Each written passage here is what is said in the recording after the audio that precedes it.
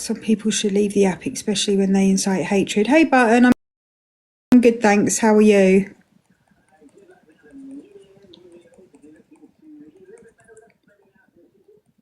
No worries, Mouse. I guessed you were tapping. Absolutely, Lainey. So for me, that kind of begs the question: what is a sorry worth? Also agree, Jode. No problem, Observer.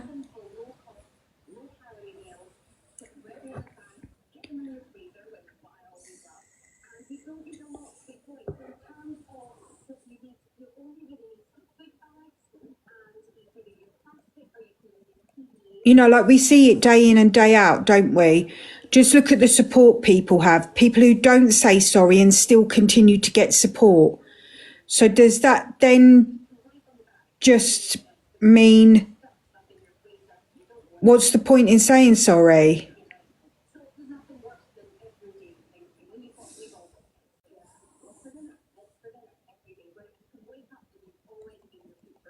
Hey, Evil Twin.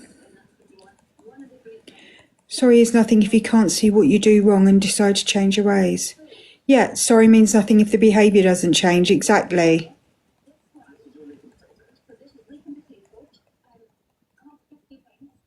I mean, barely, Jode, but...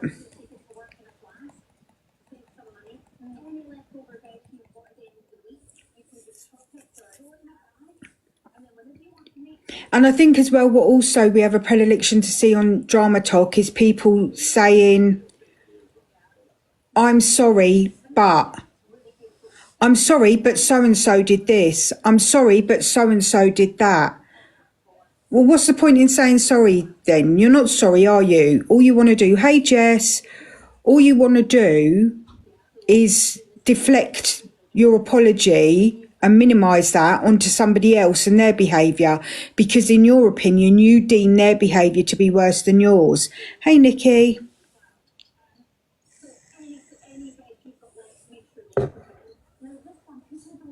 On the flip side, sometimes there's something to be accountable for, but people seem to make it so. Yeah, I agree, Nilly. So something I apply in my everyday life is I don't tend to say sorry for stupid things because I think my friends don't need it and my detractors won't believe it. Oh, hello, TJ. Hi, Shelley, you all right?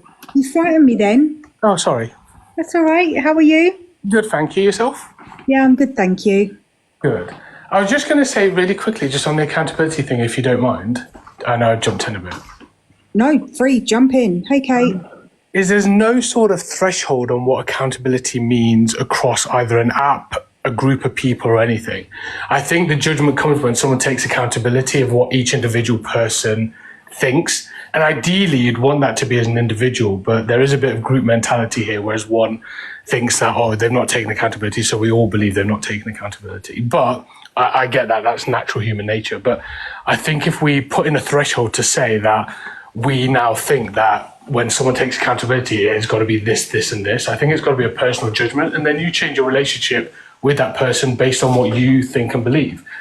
So, for example, I've heard people say things that can be deemed as racist and stuff like that, and I've either changed my relationship with them, I've heard what they've got to say, I've seen what they've done, and then I've changed my relationship with them, or I've deemed as to what I believe they've taken accountability for or what they've not taken accountability for. But I think we're in a we're in a bit of a weird situation where we're putting a threshold on the word accountability and saying, well, every person that says but after it, but I also understand that part of it, is that they've not taken accountability. But I think it's got to be each individual on their own. Yeah, so I started out by saying this, TJ. I think the problem is, for me, accountability is subjective because it's different to everybody. Yeah. And that's part of what this conversation is gauging what accountability looks like to different people. Because like you said, sometimes, you know, certain people will find some behaviours acceptable and other behaviours not. You know, it's a really subjective thing. And I think what Drama Talk tries to do is to pigeonhole hey Devon, to pigeonhole what accountability looks like. And I don't think personally you can do that. And I think you can, Julie. And the only reason I'll counter that is because laws are made for a reason, right? Because the world goes to pot. Now, accountability is the terms and conditions of TikTok, right? That's the line of accountability. And I think that because everyone, including TikTok themselves, are refusing to abide by that level of accountability, that's why there's no accountability on the app. yeah, I mean, that's valid. I don't disagree with that. Yeah, terms and conditions are a form of accountability, aren't they? Because that's what they deem the threshold to be. But I suppose the only factor is there's laws as well. And when someone breaks the law and they get a sentence, that sentence, whether it's good or bad, or whether it meets people's accountability or whether they've taken accountability, is still a personal judgment. But I agree, legislative-wise, there's obviously that threshold. Terms and conditions-wise, there's that threshold. But what you deem as whether someone takes accountability, I suppose, is still that personal element, whether they terms and conditions or don't meet terms and conditions. You see what I mean? But yeah, there is that threshold, I suppose. And Chicken Lover makes a good point, asking, do we want accountability or do we want enforcement? I mean, I don't know where the enforcement part comes into it. Well, I suppose to a degree, off the back of what Devon said, if TikTok aren't enforcing their guidelines to a point that it's making people and creators take accountability for breaching those guidelines, and they're not enforcing that, then... The thing is, I sat and listened, sad as this is, to a whole session in the American houses of TikTok being questioned about SH on the app, about, all the violence and stuff that's there, why they don't take stuff out and this and the other. And there was literally nothing they could do at that point about enforcement. Same with the Houses of Commons.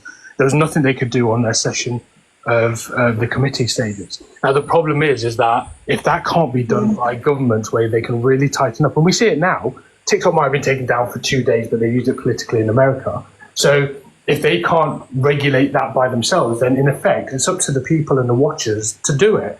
So if you believe that someone, a creator, a streamer, is not taking accountability and doing things that are violent, disgusting, you're right to point it out and stuff like that, but then the people have got to stop watching it. And then you, in effect, weed them out. It's never going to cancel everybody, but I think we have responsibility as well not to come to them and bring them more clout. You know what I mean? Yeah, exactly. And I don't, it might have been yesterday. I say this all the time, TJ. I don't know what it is about time on TikTok, but it moves weird. I don't, like one day blurs into another. But I literally said this the other day. I don't think people as viewers and consumers of content on TikTok realise what power they hold in this entire dynamic. Can I say something, please? No button.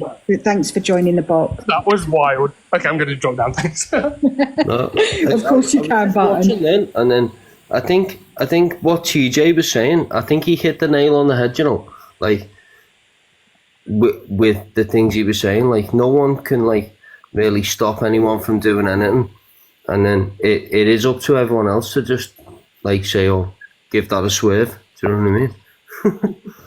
Yeah, absolutely, love. I don't disagree one bit. But what did you unless like someone is like committed, like obviously I'll probably get banned, but like unless someone's like committed like a sexual thing or whatever, then people can just do what they want, man. It's fucking TikTok. Do you know what I mean? Hello. Go back. Someone just Michelle just dropped on you. This is what happens when I ask a question before just launching into... Exactly, button. Don't ask. Just go with first. Devon, stop. I think like hashtag free button. Unless like someone's like an absolute wrong'un, or like they've done something to a girl or like a child, then just like it's TikTok, man. If people want to fucking sit online every day and just beg, then let them do it. Do you know what I mean? I don't know. So then, TJ, was it TJ that was in the box before? Yeah, I don't know why you didn't have to drop TJ. So the key word that TJ mentioned is regulation.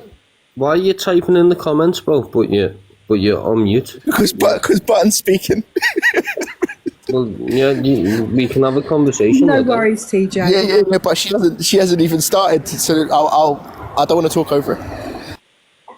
Go Button. Yeah, TJ mentioned a word called regulation, and I don't know if people are aware, but social media as it currently stands is not regulated.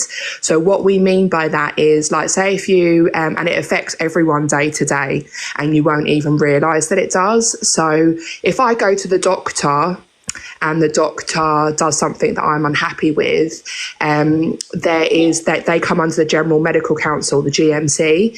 And what that means is I can write to the GMC and say, I'm not happy with this doctor. You know, like every doctor, dentist, professional, nurse, physiotherapist that you come into contact with has had proper training, and they adhere to certain rules, and they get a number that registers them. So I can write to the GMC and say, I'm not happy, this doctor did this. If I'm not happy with what the GMC replies to me, there is a regulator which has an overarching view of all bodies. So the reason I'm using this example is that we obviously have... Sorry to interrupt. I think it's gone completely off topic from what the reason I joined the box. So I'm just going to leave you to it. Is that okay? Okay, bye. No.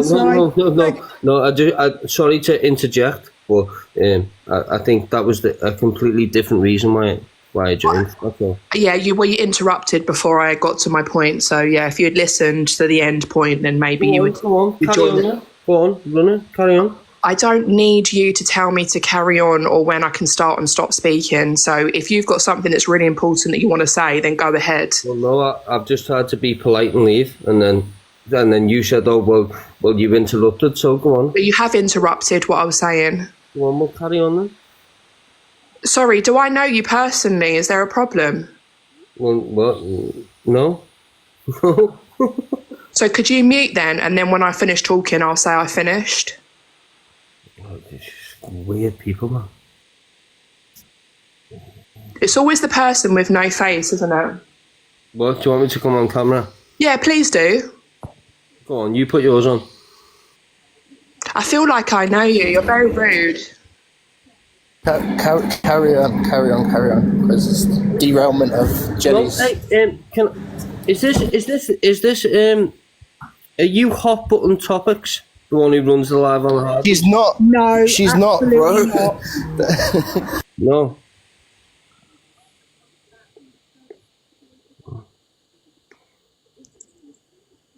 See ya. Wow. Okay. Yeah, just in case anybody needs any clarity, Button is definitely not Hot Button Topics, and I don't need that dragging in here either. Thank you. Yeah, I've been, and I've always been Button Bell, and I've always had a face, and I've been live, and yeah, I'm not trying to deny my identity. What a strange person. Yeah, so it did sound personal, and actually I feel like I recognised the voice, so that's why I said, do I know you? And I think that's why they dropped as well, so whatever. Yeah, the point of regulation is to bring up the point that in other areas of our day-to-day life, when regulation exists, that actually there are clear pathways and clear, like, we need rules. We need in society, like, to have laws and to know what's legal and not legal, because that's how you have a functioning society. It's also amazing that we have free speech, which is why someone like me and that rude man can have interaction with each other. And, you know, I'm all for people speaking their mind. So social media is not regulated. So TikTok, they have, like Devon clearly said, they have guidelines which they say that if you don't fulfill, that's why we see people getting banned, we get people taken off. But then actually, we've seen it on Facebook, we've seen it on Instagram, when people are doing, like, there's reams of, one of the reasons I left Facebook is actually because I was so sick and tired of my For You page, or whatever you call it, feed, being full of people self-harming, and me thinking every time I report, and then when I checked on it, it was still there. And then I watched a documentary on Netflix saying, like, the people who have actually created social media for us, they don't actually even let their children on it. Like, they know that it's highly addictive, and that they don't take that stuff down because they know that it gets high interaction. I've finished speaking. Yeah, I watched a podcast with a man who used to work for Google. It was the Stephen Bartlett podcast, and he was talking about TikTok, and he spoke on like morality, and he said that like Google agreed that they wouldn't go down the route of allowing that kind of content to monetize, but that TikTok actually do. It actually feeds off of the negative emotions of people, and they constantly. And we see that day Sorry. in, day out, don't we, Devon?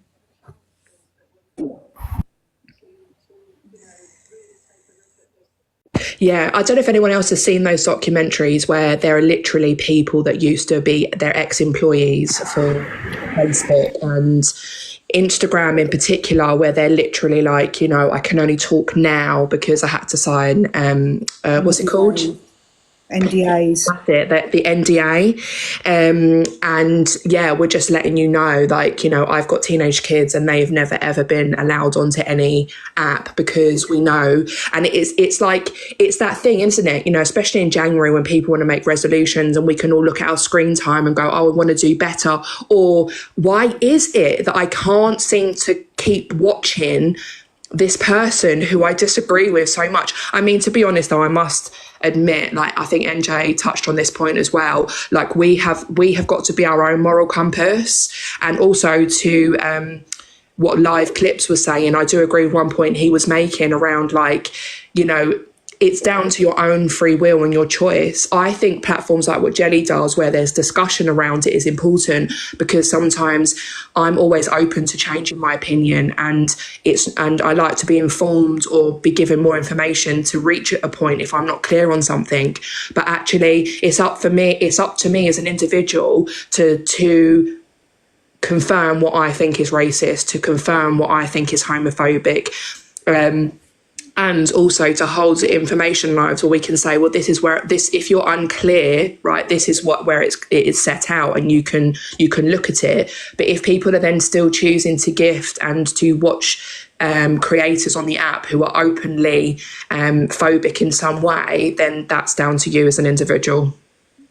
Yeah, and so this is something that we've discussed on here before, Button, as well, is that for some reason, and this isn't a sweeping generalisation, this is just more of an observation, I seem to see an increase in people that leave their morals at the door when they come on TikTok.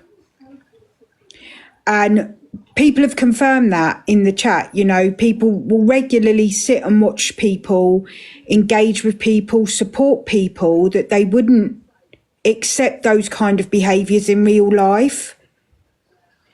And while it's kind of going off topic, it's kind of the same thing to a degree, because why do we accept that on TikTok if we wouldn't accept it in our real life?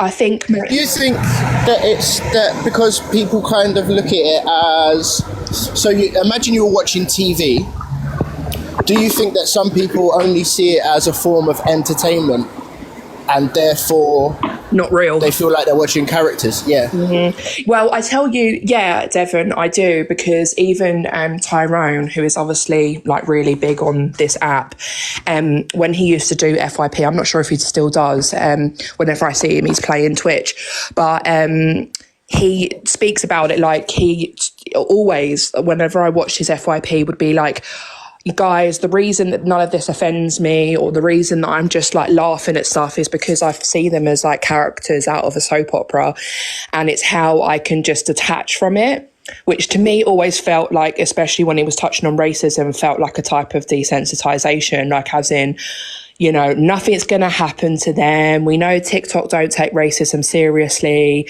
Like, let's just laugh along, because then I have like, you know, it's almost like, I don't know. I just and I think I adjusted my focus a bit after that, thinking, yeah, I'm just going to see these people as characters. I'm going to see these people as not really real, as if they're playing a part. And then you also get people like EQ who say they are a character. So then it actually adds to it, where you're like, it blurs the line between who is the real person and who is the character that they're portraying. Yeah, and something I also say regularly is, because obviously there are a lot of people that liken it to watching soaps. You know, well, we watch Jeremy Kyle, we watch soaps, you know, this is just an extension of that. And yeah, okay, while I do buy that conversation again to a degree, we consume that kind of stuff for an hour, for half an hour, for an hour at a time.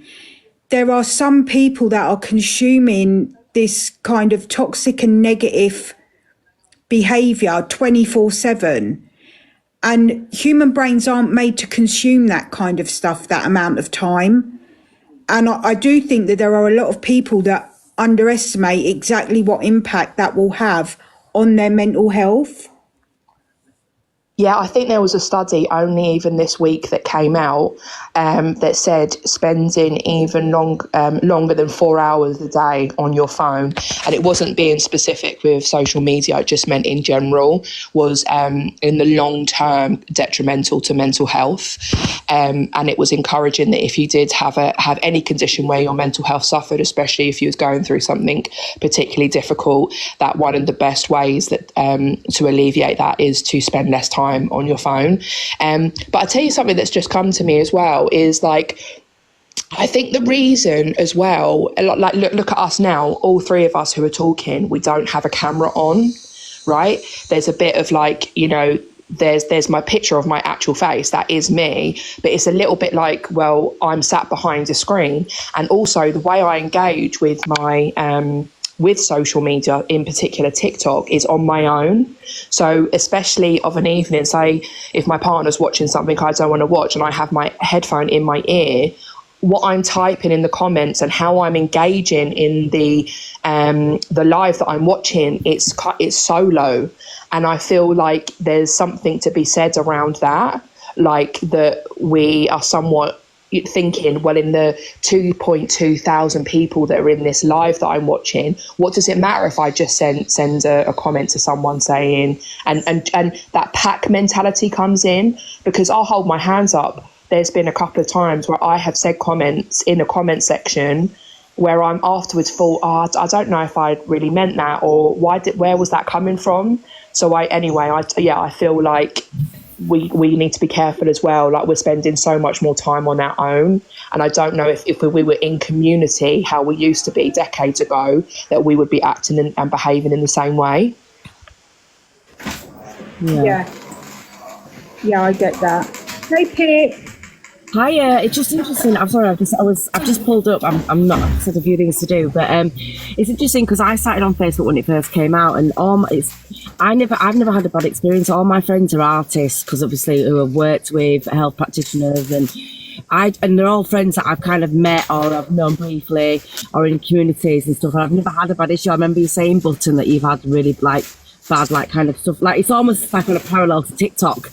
Yeah. I see TikTok really different. It is really toxic, and this negative behaviour and all these characters they're playing, I don't respect. I mean, like Evil Queen saying that dark humour or something. She said it was something. Yeah, but it kind of isn't, because I've studied theatre. I'm a performer. I've been in all the performing kind of roles and stuff, and true satire. Well, yeah, satire, I suppose it is, but that's not the words I heard. But dark humour isn't the way they're portraying it on here, because they're just being cynical and sick. But dark humour is actually seeing the funny side of a dark situation. That when they're portraying this type of dark humour, there's nothing, from my point of view, there's nothing funny about it. And I think it's just they're getting it kind of confused with what is actually dark humour and what isn't. And I think, you know, you see it like there's a lot of comedians on TV or even on like stand-ups. They take the piss out of really serious situations, but it's because you can identify with it, and there is a slight irony to it. But people are just like kind of making, it's controversial. I suppose it's controversy, isn't it? It's, what's it called? Shock value. I get that side. But it's just really like kind of, I don't find much. Sorry, Pip. Oh my God, Alicia. Thank you so much. Oh, no worries. Hi, Alicia. Oh, Alicia, yeah? Yeah. Hi. I'm just saying, I don't like, there's an element of wit and intelligence and formula to kind of satire and dark humour. And I just think people, and I get the shock value. I do get that. But there's got to be some kind of form of like like some kind of like I just think just spurting things out just to kind of react to people, and it's just so negative and like damaging. That's all I'm trying to say. Yeah, I don't know if anybody got that. No. Yeah, no, I just mute when other people are speaking so I can. That just takes me a minute to thank you, unmute. Button. And also, there's other people that have popped in, so I was just waiting to see what they said. But yeah, no, I totally get your point, and I do believe that satire is completely different to how it's described on the app. Yeah, definitely. I just wanted to say about the accountability thing. It's not just drama. Because I'm not even like the creator of it. I'm like, I do videos and stuff, but I've had my kids doxed on the app. I've had my address doxed, my phone number doxed. And now apparently the people that doxed my children, my phone number and my address, are going to the police with slander. Because I did a video saying like how many parents out there think it's okay to like dox other people's kids. No way. So it's not okay to do that. No. But apparently that's slanderous, so they're going to the police about me. So we're waiting for the police today. Can't wait, to be honest with you. Yeah, I mean, I don't want to minimise that, Kate, but my understanding is that things like slander and libel come under civil law anyway, not criminal offences. But it's not a criminal offence. I know that. Honestly, I stand to be corrected. Yeah. I mean, doxing, like, that's not funny, doxing my kids. And like I said to them, like, at the end of the day, they're not just my kids. I have an ex-partner who's the father of these kids. And I'm having to deal with him now off the app. We barely speak. And this is just throwing that into, like, craziness. Yeah, brought like loads of personal family issues. And yeah, he's not an easy man to deal with anyways. You know? And now he's, like, accusing me of allowing my kids to be used to beg because they've had a battle with my kids as a background. I didn't even know they had a picture of my kids. You know, let alone doing that. And then putting my phone number out yesterday. I was on live for an hour. It's the first time I've been live for ages, apart from being like Johnny's Books. How did you get the phone number? 29 missed calls in 32 minutes. whoa, that's harassment, is that? Yeah. And then It kind of is. I don't know who it is or anything, but it is when you get that perpetual kind of, you know. it's never ending. It's constant. Can I just ask a question? How did the people get your number? Because we used to be friends. Oh, and you fell out, you done something to them, so they do something back. I didn't do anything to them. They admitted to me that they ran, because every time I run a battle, I give the money away to charity, right? Yeah. So To say, sorry, there is. I don't think you was trying to say this, Margot, but there is never, ever, ever any justification for doxing a mother and her children. Like, there's just not. It doesn't matter what. It doesn't matter what you're disagreeing about. It doesn't matter if you don't like the person. You know, that guy that was in here with me for whatever reason, whether he got outside of the bed the wrong way today, or just we don't like the look of my face. It doesn't mean to say that you can go on to cause harm to others. Like, nah. No, I didn't. we fell out off the app, and it wasn't even like a big falling out. It was just like, look, I don't agree with what you did. I'll never agree with what you did, and that's just the way I am. I mean, I have like my own moral code that I live by, and if I've got something to say, I will say it. I just feel like you have to find, and it takes a minute, you have to find where you feel safe, inverted commas, and also a sense of community on the app. But what I will say is, though, in this day and age, right, back in the day, I think the main thing, as like, if I'm just talking about the UK in general, right, maybe even a couple of hundreds of years ago, we all had religion, whether it was Protestant or Catholic or something different, but you had like that thing that was your binder, that was like, weekly you would go to church, right, and that's where you found your community, and you had community where you lived, and you had community as part of your family. I think a lot of the time, because we're missing that in our lives, not religion, not God, I'm talking about a sense of purpose, right, is that we now try to find that in the material. We try to find that in, and we become workaholics, and we're looking with, I think humans are natural seekers, right, and we're just trying to be heard a lot of the time, we're trying to feel as though we're important. So go where you feel important and stick with people who make you feel like part of, I'd say. Because like a lot of people work alone. Just quickly, I'll jump down in a second. It's not just even about religion. It's what you taught. What religion teaches fundamental morals, respect, and all these things. You don't have to be like fully Christian to follow a guide of laws, which turns you into a good person essentially. But all of that, nobody it's just all gone out the window, isn't it? It's just this sense of I think myself on this app. I don't think anybody on this app can be really your friend, because I've been 2 years on here and I haven't found one good friend yet on here. Right? I've got family on here, but you know what I mean, it's not many.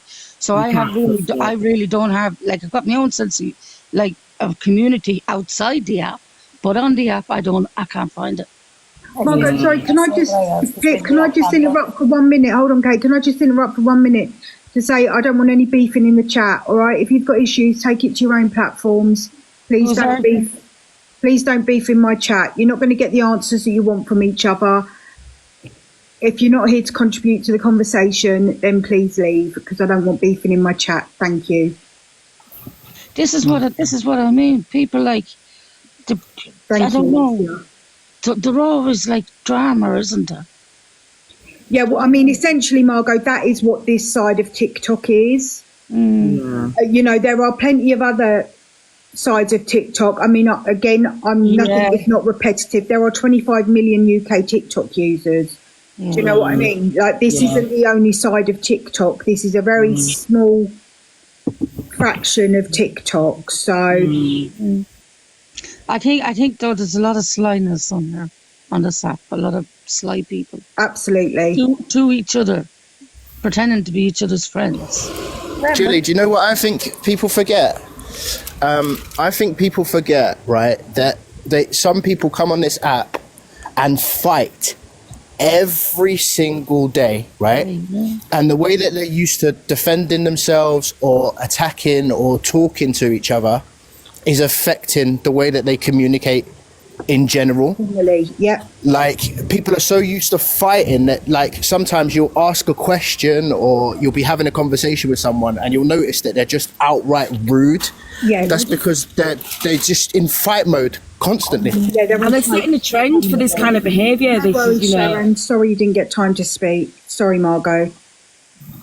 Yeah, I agree with that there from what I watched. What he just said, I think people's guards do be up, and because the guards do be up, it's a shame because they can't really give the full potential out there. Do you know what I mean? They've got such more to give, and they could make such good friendships, but not always they do because the guards up all the time. You know what Belle was saying before that, about years ago we had religion and somewhere to go once a week where you would meet people. I think now, because people work from home a lot now, people work on their own. I don't even do the school when my son comes in the taxi. The other one gets the train, I pick him up from the train, don't even leave the car. I think that without oh, sorry, Kate, I'm sorry. No, I was just saying, it's bad that we don't really interact anymore, Well, I without being simplifying it, a lot of this can be down to capitalism, because what it does is it puts the emphasis more on the individual than on the whole. So it wants you to always, like Devon was saying, why are we all round with each other? It's because if there's always someone to be against, isn't there? Look at the people who we're supposed to look to that are in power. I don't know if anyone has seen even the inauguration speech in the US, right? You've got people that are spouting hateful rhetoric, from the get-go. They're literally saying, I'll give you one example in Trump's speech where he says from this day onwards, there will only be two sexes, male and female. That's it, right? He's saying that it won't be called the Gulf of Mexico anymore. It'll be called the Gulf of America, yada, yada, yada. Look, whether or not anything happens or whether or not it's just to incite fear or hatred, the point is these are some of the most powerful people in the world. Tech billionaires. You've got Mark Zuckerberg, Elon Musk and Jeff Bezos, right? paying for his inauguration or contributing to it. And then even if we come to our own country, which we're so different from the US, yes, but we often do follow suit in terms of ideals. It could be decades later, but we only have to look at the rise in popularity of reform or the rise in popularity of white supremacy in Europe, right, to see that these people are staying outright. And I think this is why people on the app are not backwards in coming forwards, because it just seems as though it's the norm nowadays for people to be like the opposite, like to pit one another, to, you know, for the rich to be against the poor, there to be class divides, race divides, and unfortunately it seems like the people in power that's what they want. Yeah, and I think as well, some people on this app can't be their self, because they have to watch everything they're saying and what way that they're saying it in, because it might be offensive to someone else. Do you know what I mean? Yeah, I don't think that there are enough spaces where, and obviously I'm biased, I get that, but I just don't think there are enough spaces where people are having adult conversations. Yes. And we're not saying you have to think about everything you say because it might be offensive, but at the same time, you can just be mindful about what language you're using. Especially, you know, let's not forget, we're not 20 years ago where having a conversation was going down the pub, you'd sit with 4 or 5 people, all of whom shared a similar view, and it was effectively what's deemed an echo chamber, and you would have a conversation with people. Now people are firing up a live and exposing that live. All right, I've got 90 odd people in here now. Bigger pay, Alex, bigger platforms have got 1,000, 2,000, 3,000 people in their rooms. And this is not an echo chamber. This will be people that do disagree with what you're saying. But a lot of people on here, I find, don't have the capacity to be able to discuss those points in an adult way. So do you think that's an educational issue? An argument. Yeah. Should be able to talk about it without screaming at each other and, you know what I mean, insulting each other. But I think that's something that's taught, Margot, like, because in my house, I don't even know actually where I learned it, probably in the workplace, because in my house, you know, I grew up in the 80s, 90s, whatever, and basically if you wanted your point heard in my very busy house, you shouted, like everyone in my family shouts, right? That was a form of communication. So was silent treatment, so was slamming doors, right? But in school, I think school taught me a lot of stuff, you know, like I had to put my hand up to speak, you know, it's like I had to like learn to wait. Yeah, and also in the workplace, you learn very quickly to have humility and to be like, you know, you're not the best, and you know, if you want to fit in with people, you've got to learn to get on with people that have different views to as yours. Yeah, for me, it's religion. You've got to humble yourself before God. Do you know what I mean? Try and live a humble life, and don't ever try and put yourself better than someone else. We're all equal, no matter who you are. It's not what you have; it's what you are. Yeah, I'm a recovering Catholic myself. I was brought up in that faith, and now I'd say I'm a spiritual person, not a religious one. However, religion should be spiritual. Yeah, the thing is, what I would say though, Margot, is that I believe in all. When a religion is practiced in the way that it's intended, I think it can be distilled down to 2 things: love and service, right? So therefore, I love every religion when it's practiced with that way. Like I don't have a problem with any religion whatsoever, but I take from it I take spiritual principles from life. Like I'm more you know, be kind to others sort of thing.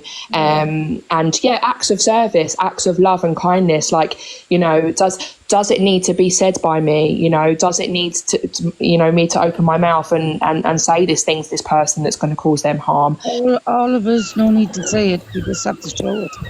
Yeah. With accountability, Jelly. Yeah. Sorry, I don't want to do that. Do you think that TikTok is a hard place to take accountability when there's always going to be someone who agrees with you? Yeah. So like, it's very difficult for people to take accountability because there's always going to be someone going, no, you were right. But no, I don't even know that it's difficult to take it, Devon. It's what's the point in taking it? You don't need to take it, do you? Yeah. It's like we've just Yeah, said. that's it. You're, I think it's just a word, you can have a not room it? full of people. It's not always about the argument, though, either, is it? Do you know what I mean? Why cause trouble when you can have peace? But what did they used to do on those channels? And anyone remember Kilroy? Yeah. Or you know those programs where it's just like there's a debating panel, like you would turn, even that one with Nikki Campbell, right, when it was like asking the audience and also educational and political people, but often they would have like complete parallel opposite views on the panel, but everyone was able to articulate themselves. Sometimes it got really heated as well, and people were like, you know, fundamentally disagreeing with one another, but they could hold the conversation. So I think, Devon, at that point, like sometimes I just want to live in a world, yeah, where there is some wrong. And I think what in TikTok land, it seems as though that, like you say, that there's always a person that goes, oh yeah, but was it racist? And actually there has to be lines where we say, yes, it absolutely is. And it doesn't matter if you've got 1,000 people telling you that it wasn't. Like, we know that it is. But as far as racism goes, that's why we have laws. But then in terms of accountability button, just to bring it back to that, if you've got 1,000 people telling you it doesn't, you don't need to see that it is, do you? Because you've got 1,000 people telling you that it is, and those 1,000 people are supporting you. But then that's down to personal awareness and reflection, because if I said something... Frankie. If I said something, right, let's just say, I don't know, I was kind of ignorant to a slur, right? I'm not talking overt racism or anything, because I can't comprehend that. But let's just say there's a slur that I use, and I honestly have got no awareness of it, right? If people from a community say to me, Louise, that's very offensive, could you not say that, right? Even if there were all my supporters, 1,000 of them saying, oh, don't listen to them, they're sensitive, you can use that if you want, it's up to me as the individual to be like, actually, you know what, these people over here who are from this community are saying that it's harmful. Like, it's down to that person's morality, isn't it? Yeah, It's interesting because kids are taught. Sorry, Jelly, that's rude. all right. No, carry on, Devon. Kids are now taught that if somebody deems something as something, then you should take it as that. And I love that they're being taught that now, because clearly they're having to be taught that. So if somebody says something is misogynistic or homophobic or racist, like, they take that person's word for it because it's their lived experience. Exactly, because... Yeah, but then, sorry, Margot. Racism is like, if you feel it's racism, it's just hurting you by something somebody says, then talk up about it, because then it could be prejudice, it could be racist. Sorry, Margot, we're going a smidge off topic here, Devon, just to counter that point, to say, all right, educating that way is good, but is that always right as an adult to not have outside the box thinking, you know, critical, independent thinking? And we've literally just seen an example of that with the whole bun debate, you know, with people not understanding the difference between the origins of a word and the interpretation of a word. You mean in the English language? Well, yeah, I mean, it's a term it's a Jamaican term, and Devon is far better versed to explain this point than I am. But it's a Jamaican word that's regularly used in their culture, and the origins of the word are different to the interpretation that's being put out on some platforms on TikTok. Yes. So you now can't say that word because it's homophobic, but that's not the origin of the word. So the word is from Jamaica, but yet it's used in English language. Yes. To mean Yeah, by people on TikTok. that don't understand the origins of the word and that are misinterpreting. So could that person really be condemned for saying that word if they didn't know? I don't like red bun either. No, nobody should be condemned for education. Do you know what I mean? But should people? Yeah, I mean, obviously, I've never widely existed in huge Jamaican communities. So I can say I've not heard that word regularly used in my outside TikTok life. Well, there's all different communities on there. Me, I'm half English, half Irish, as you can tell. So I'm Gypsy and I'm Irish traveller. Have you been in my community a lot? I wouldn't say a lot, Margot, but I do have some friends that are from the travelling community. Do you have some friends that's from Jamaica Um, on TikTok? You've had them in the box. You've had debates about them. So it can be the same argument. And there is things in like our community which we find offensive when your people says things to us. So the argument can be for every ethnic.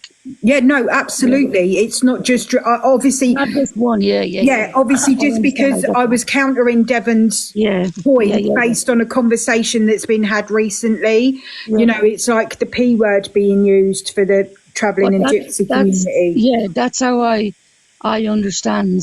Yeah, and you know, I didn't have no schooling or nothing like that. So if something's like that, I always put myself, well, how would I feel if it was me? yeah, exactly. And it's something that I regularly relate back to the M word when it's used with regards to the disabled community, and the fact that Exactly, discrimination. I acknowledge that there are a lot of people that use the M word for stupid, you know, for idiot. You know, they say we're Ming out if they're getting wasted or whatever. Like, I get that. But if you then know that the origins of that word are deep rooted in discriminatory language towards the disabled community, and it doesn't mean what you think it means, Yeah. I feel like you shouldn't continue to use that word. And I don't Absolutely think not. it's difficult to say that. Yeah, absolutely not. You wouldn't. It's just common sense. You just wouldn't use that word again because people's getting hurt by it. I'm sure the K word is a slur to the travelling community, yet it is used commonly. What's K? I can't spell it, so I don't know. I don't know what that is either, to be honest with you. K Half word. my family are gypsies. Yeah, I don't know. There's a lot of words we find defensive, but we'll let you know what they are. yeah, Our temper is very bad. But it's like gypsy travel, like gypsies from Romania background, isn't it?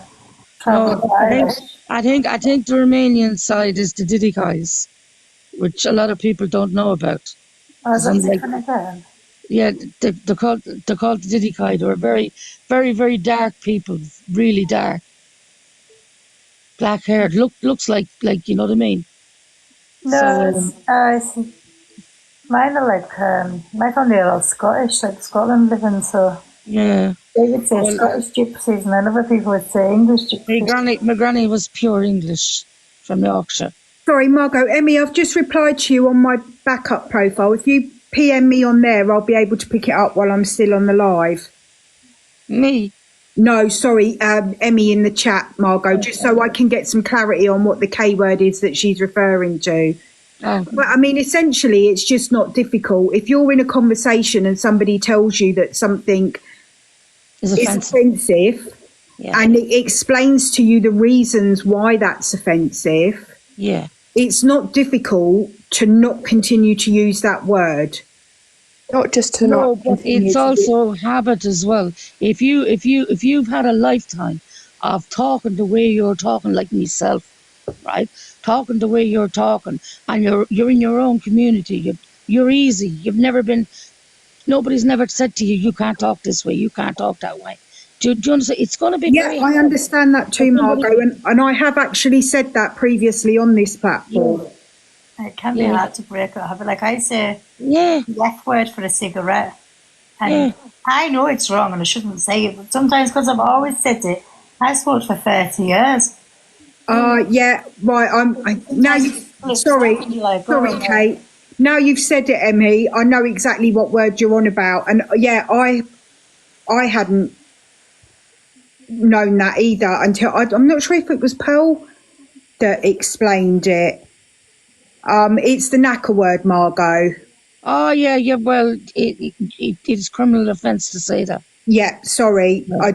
Just for the just for the clarity, It's on the grounds of hate speech. Yeah, just for the clarity, because we didn't know what the word meant. That was all. Obviously, I'm not using it with any intent.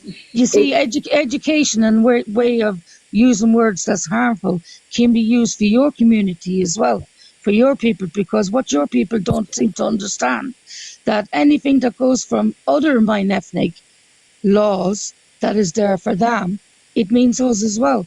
And hate speech can be, we can go to the police and we can file reports about hate speech. Do you understand what I'm saying? By law, yeah, we're entitled to. Of course you are. Any person is. The thing is that, like, what is interesting in this conversation, I suppose, and please forgive me if I'm wrong, Margot, but like my understanding as well of, like, well, you said it yourself.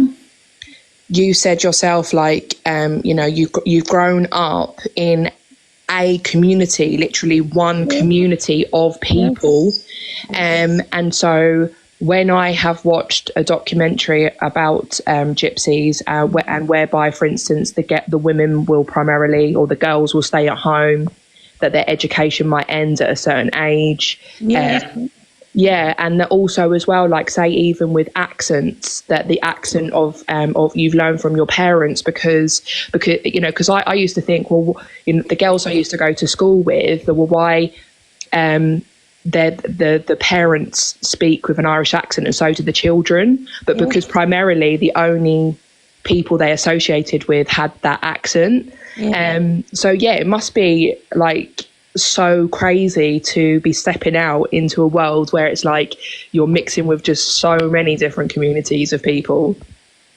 Not at all. When you're forced into a house, you have to mix.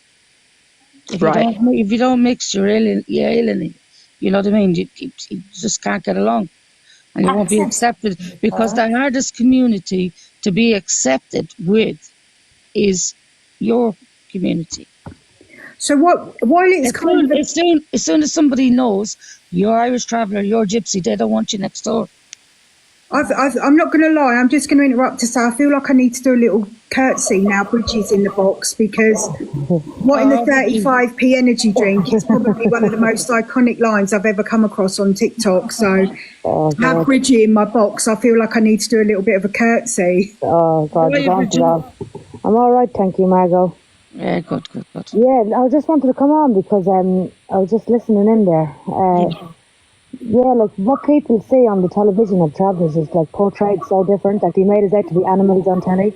Absolutely, I don't like these big fat gypsy weddings. They didn't portray us in a good light whatsoever. Do you know what I mean? It was just a TV show. It was a TV show for Channel 4.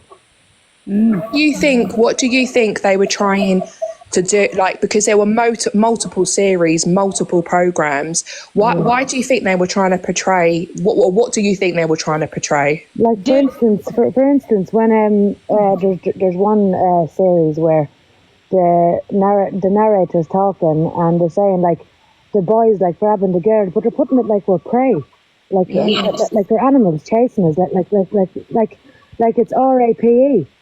It's not like that whatsoever. Yeah. Bridget, do you know me daddy grabbed me mummy? Yeah, so did my daddy as well. But your daddy and mummy's like younger. But my old daddy, the lads grabbed me mummy. Yeah. All they them years made it out to be so bad on the telly. It's unreal. You see, the girl has to be proud. She has to be proud. So if the boy wants a kiss off her, she has to let Nan that no, I don't want to kiss him. Even if she wants to kiss him. Yeah. Even if wants to, but she'll say no. She's not going to sit like, because you know what I mean? She's not easy to do that. Kind of thing. It's all to do with pride. Yeah. I was just saying as well to Margot, like, as in when you come onto TikTok though, when we were talking about words and what they mean, like, because Jelly's running this whole thing about taking accountability, like, do you find that people will say stuff to you and then they won't be held accountable because and they're 100%. Using words against you? Yeah, like I get pikey 24/7 and TikTok doesn't recognise that as discrimination. Do you know what I mean? But that's what I'm saying. If you went to the police now, the same hate crime, if other people can register hate crime, we have the same law. But we do But have what about the mine we do have that law. We are protected, We don't go to the police. but it doesn't go any further because no one really cares. You know No, what and I think I something think else. with Sorry, toddlers, Bridget. I think we are the last acceptable form of discrimination.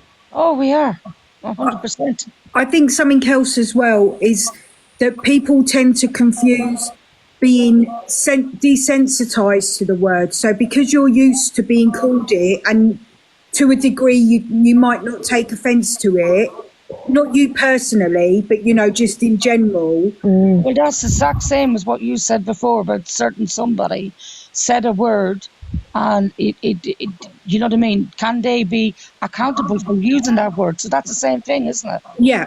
Listen, Yeah. I went to Isn't it? Asda's about 3 years ago to get me friend had a baby. I was making up a hamper. I actually got assaulted by the security guard and accused of stealing in the shop. He smashed the screen of my phone, nearly broke my fingers, and I called the police. Obviously, and nothing was done about it. I was full blown assaulted in front of everyone, and no one said anything. Yeah, I do think that there are lots of forms of discrimination and racism that are not treated the same, either in real life or on TikTok. Yeah. Yeah, TikTok should do a lot more. Definitely, they should do a lot more. In the meantime, because they don't do anything, right, what do we do about it? Like, how do we get other people to take accountability? Or if we can't, like, what do we do as individuals? And I think, like, we can't make people take accountability that won't take it. Well, there's that American app called Reddit. Red Note. Red Note, sorry. That a lot of Americans has gone over to that. But you can't get away with all this hate speech and all this racism because you just get kicked out. It's a lot stricter. So I'd imagine if you've got a problem with this app and you're not getting on with this app, move over to the other one. Thank you, Bridgie, for joining the box. See you in a bit, Bridgie. She must have got a phone call now. Yeah, she did. Do you know what I think's really sad though is the amount of people that won't report something because they feel like they're going to be ignored, especially if you're the minority group. Like, people don't take it seriously, but they should take it seriously. Everyone has to be the same. Do you know what's the hardest thing for all people? I find within my own family. I can't speak for everyone else's family. I can only speak for my own. My sister had a yard and she tried to get it passed. And they opened up a website and had so much hate that they give her. They even said that they're taking like in a little church, only a little small community, little small, like a wooden church, like a community centre. They all had meetings in there. And when my sister went, she started breaking her heart, crying. The things that they were saying about her. And about her kids, burn him, get him out, we don't want him here. Because she stood to the back. And about her kids being in school. If you don't get them children out of that school, we are not sending our children. And the racist names they were saying. Oh, it's a you know what I mean? It's horrible. It's disgusting. I used to live in a village. To me, I couldn't live in a place like that. I wouldn't want to bring my children up with people that was like that. I wouldn't want to go and give them my custom and buy things out of their shops if they felt that way about me. Do you understand what I'm saying? So Kerry in the chat, sorry Kate, Kerry in the chat has said, do you know what would be good? Would be having every word that's offensive to others somewhere where people can see it so that we know what to say, as we don't know half of the words. I think the problem with that, Kerry, is that some of it stems from intention as well. I mean, obviously there are words that are overtly, offensive, and that's clear as day. But there are other words that it's the intention behind that word. So for argument's sake, I don't know, I'm just using this as an analogy, so please don't take offence to this, Margot. The K word that was just brought up, if you was in my box and I out and out called you the K word, that's offensive and that has an intention, as Pippa said, to incite hate, right? if I came on here and I was just talking generally and we were having a general chit chat and I said, oh, do you know what? I'm so tired today. I feel like I'm ready for the K yard. Is that offensive? Opinion, no. It's the same. It depends in what text that you're saying. Well, like the one that Jelly gave. It's because I'm in the box. No. And it was always a racist skirt, like to me, or to my people, because like you can say the same about somebody who's coloured. Are you using like that word because it's a coloured? You know what I mean? Yeah. So again, this is a perfect example, Margot. But this is what you've got to do. Margot, listen to Jelly about that word, please. I was just about to say, Margot, this is a perfect example because the word you've just used, which I've no doubt is a word that you've used regularly, you know, growing up, is not a word that is used now. Which word is that? Say again, Margot. Which word is that? The C word to refer to black people or people of colour. Oh, so I've got to say black person, isn't it? Yeah, that's absolutely fine. But that's no offence. Yeah. No, it's not offensive to call a black person black. No, but again, that is exactly what we're talking about. You know, that's a word that perhaps if Margot not been in on this conversation, she would never have known that word was deemed offensive. Yeah. Exactly. So if you don't understand, you don't understand. Like in different areas, words mean different things. You're never thinking. No, can I just say something, right? What I sometimes find that people do, which I'm not saying that Kerry's doing this, but it's made me think about it, is that people then go, oh my God, like it's so confusing. There are so many different words nowadays. And actually, when you think about it, like, someone only needs to tell you once, don't they? Like, say, for instance, Margot, she didn't mean any harm whatsoever. She was talking in conversation and she said the words. And then Jelly has just said, oh, by the way, we don't use that. And then, like, Margot will now know, right? So we don't use the C word. And then Margot asked a really good follow-up question, which is like, you know, is it not more offensive to say black? Well, not like, no, it's not. Black people and brown people say, like, it's the same as someone call me a white woman. Like, I'm white, so call me white. And my understanding, they call you whitey. They call me whitey. I see. Look, the thing is, because I'm a white woman, I can't take it. Honestly, whitey, like, you know. But if it was in reverse, it would be racist. But personally, I don't think. Like, I wouldn't take it as someone being racist towards me. Okay. Why? Because you think you don't have a race? I am part of a race, but without completely going off topic, white people throughout the annals of history have been the oppressor of the minority. But there's been slaves everywhere. Yeah, everyone's been slaves. Okay. Irish people were sold in Liverpool docks here with Jamaicans. Yeah, I mean, me as a white woman, and my heritage of that I can trace back like multiple generations. Like, I know that within this country, in the UK, like we participated as the same as they did in the US with slavery, and and in those instances, throughout much of history, white people have been the oppressor. There's loads and loads of white people that would disagree with me and say, look, I'm a white woman, so if someone calls me a white whatever before the insult, then they're insulting my race. But personally, in the 40 years I've been on earth, no one has ever been racist towards me. Never, not once. Do you feel as though being white and being English, you have a culture? Well, the same as us, my ethnic people. Well, I'm not white English though. You're not? No. Well, I'm not exactly white either. I'm brown. Yeah, I don't mean my colour of my skin. My colour of my skin is definitely white, but I mean my heritage. My father, my paternal side is Caribbean, and my mum's side is white and Irish. Oh, so a lot of Irish did go to Caribbean. Yeah, so to look at me, that's what I mean, to look at me and to hear me speak, I'm British, I'm white, and that I don't mind if people make those assumptions about me by how I look and how I sound. Well, I think you kind of, because is that your picture on the? Yeah. Yeah, but Yeah. Sometimes it's difficult to tell and especially from a tiny little profile picture as well. Do you know what I mean? And maybe that's why we shouldn't, and not at you, Margot, but this is a generalised comment, maybe why we shouldn't be assuming people's heritage based on what they are passing as. Yeah, exactly. You'd have to people call me red because my face is red from lupus, which I mean, I probably should be offended by it, because I'm pink. I identify as pink. No, I'm joking. I've got lupus, and that's why my face is red. You still comment on it, but no, I'm white. Look at my picture. My face is white, but my dad's. If you I didn't want to say that in case you find offensive. Before.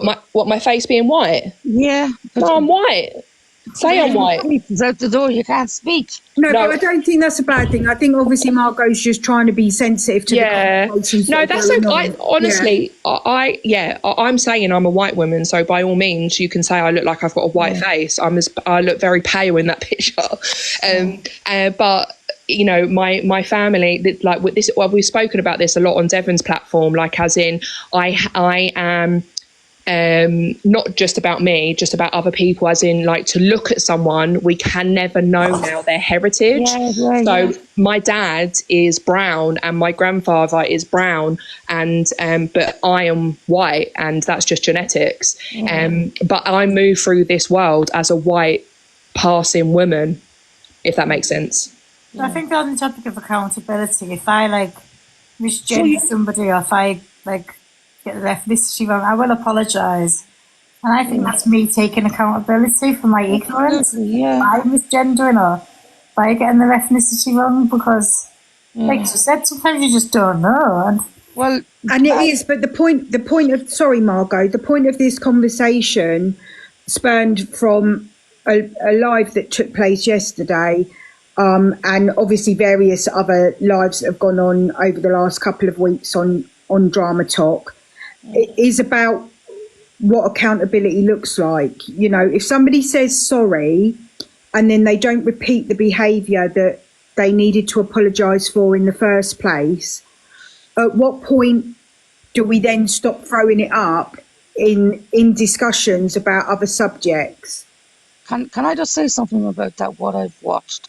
And this is not aimed at one particular person. This is aimed at everybody on the app, right? Who's got the big platforms, the big influences. No, I wouldn't say everyone. No, not everybody, because Bridget's not like that. But I would say, like, these other people, when they're having debates, the debate ones, there's always someone who baits the other person, knowing that they've got a short fuse. Yeah? They've got a bad temper. So then that person is riled up, until the end, they slip up and say something. And I find that with all the debates, it's what they do before they do the debates. They all get together and say, right, now, you go on the attack with this person, you go on the attack with that person, you say this, you say that. And then when they have the debates, they get the people to slip up. I've seen that. My own two eyes. Yeah, and I regularly say that. Not explained it properly. I regularly understand what I'm saying. I think that's part of what we have to put down to Drama Talk being, Margot. Yes. Exactly. Sensible conversations like this happening. Exactly. Which obviously, again, I say I'm biased because I feel like, to a degree, this is a sensible platform where actual conversation and discussion can happen. I've got 80 views in here. Yeah. All right, now 77. Sorry, I didn't want to bore you with the use of the word sensible. But, I've got 80 people in here. On these other platforms, they're all about views. Absolutely. So people don't want to have a sensible conversation. They want to have a combative, reactive conversation where people start shouting. You see, according to the rule book, according to the Drama Talk rule book, what should have happened when you use the C word is I should have instantly started shouting at you about what a racist you are for using that word, and then you'd have started shouting back at me, and then I guarantee you the views would have shot up to 800, 1,000 views, because that's what TikTok is pushing out. This is why they have their arguments. No, not even real. Yeah, but that's not what TikTok doesn't make money off the back of conversations like this. It makes money, and that's what we have to remember, is at the centre of TikTok, it is a business. It is about making money. That's why the algorithm pushes out spaces and platforms that are arguing and that who's shouting the loudest. Yeah. So, I mean, if you say something and you apologise for it, and then you continue that behaviour, then you're not sorry at all. That's what it is. Like, you say sorry and then you keep doing it. And I mean, sometimes like a word that you've used for like years, sometimes it does just come out and you don't mean anything nasty by it, like context and everything. I usually say black people. I don't know. It just come out without me even thinking about it. That's what I mean. Like, I wouldn't use. This happens, isn't it? This is like I'm going for a cigarette, but I'll sometimes use the other word beginning with an F. Yeah. I would never say that in the context to hurt somebody. Yeah. A word would be offensive towards. Exactly, same word. It's a bad habit. But Kate, honestly, if for it, but I would never use it in that context to offend anybody. Yeah, I mean, listen. Just, you know, it is exactly that, Chloe. That's why problematic and controversial people are still on the app, is because they make too much money. Yeah. What was it? New Year's Eve, I got bananaed because I was having banter with Top Girl in the box. Some of you might have been in here, I don't know. We were having banter and I said something. And granted, on surface value for AI, if they picked it up, I could see why it would be deemed, you know, hate speech. But in the context of the conversation, it wasn't. It was just banter. There was no hate speech involved. You know, we were talking about me only having one hand and the colour of her skin. And I got bananaed for a week. And I said, I can almost guarantee that I'd had 1,000 people in the room at that time and a shit ton of gifts. I would not have been bananaed for that, because I witnessed those kind of conversations going on, but with a hateful rhetoric behind them, not banter like I was having, and they're still allowed to continue. I got bananas for a week for telling my Scottish friend my Glaswegian accent. Well, how come the beef lives? Who both laughing for I got bananas. Have you heard the beef lives? Yes. Have you heard the racist and the horrible things? Yes, but yet they're allowed to continue. Did anyone see Scouse's video about intent, interpretation and information? No. I haven't live, and quite frankly, I don't really want to listen to anything that comes out of that woman's mouth. Why? What was bad that she said? Is that how that does the FYP? Yeah, she does an FYP show. She makes some very questionable comments. In shock that she would have anything to say about intent, interpretation and information. I know, the irony. That's crazy. You know what I mean? The complete irony. Yeah, exactly, Devon. You know, like 100% Devon. We need. What does that mean regarding Scouser's live, please? I see. Sometimes I agree with some of the stuff she says, but not always. I mean, like everyone's FYP. Luke's my favourite because I think he's the least biased of them all. I always watch Scouse if I'm having a bad day, because I've got bipolar. So if I'm having a bad day, I'll go and look for Scouse, because she always cheers me up with her saying that she says it's okay not to be okay. So I'm very, very surprised, because she's usually real strict in her lives. She made some very questionable comments, Margot. See, I don't watch her enough to know what she said. No, but she was on the FYP because of the stuff that she said and because of the people that she triggered by saying it.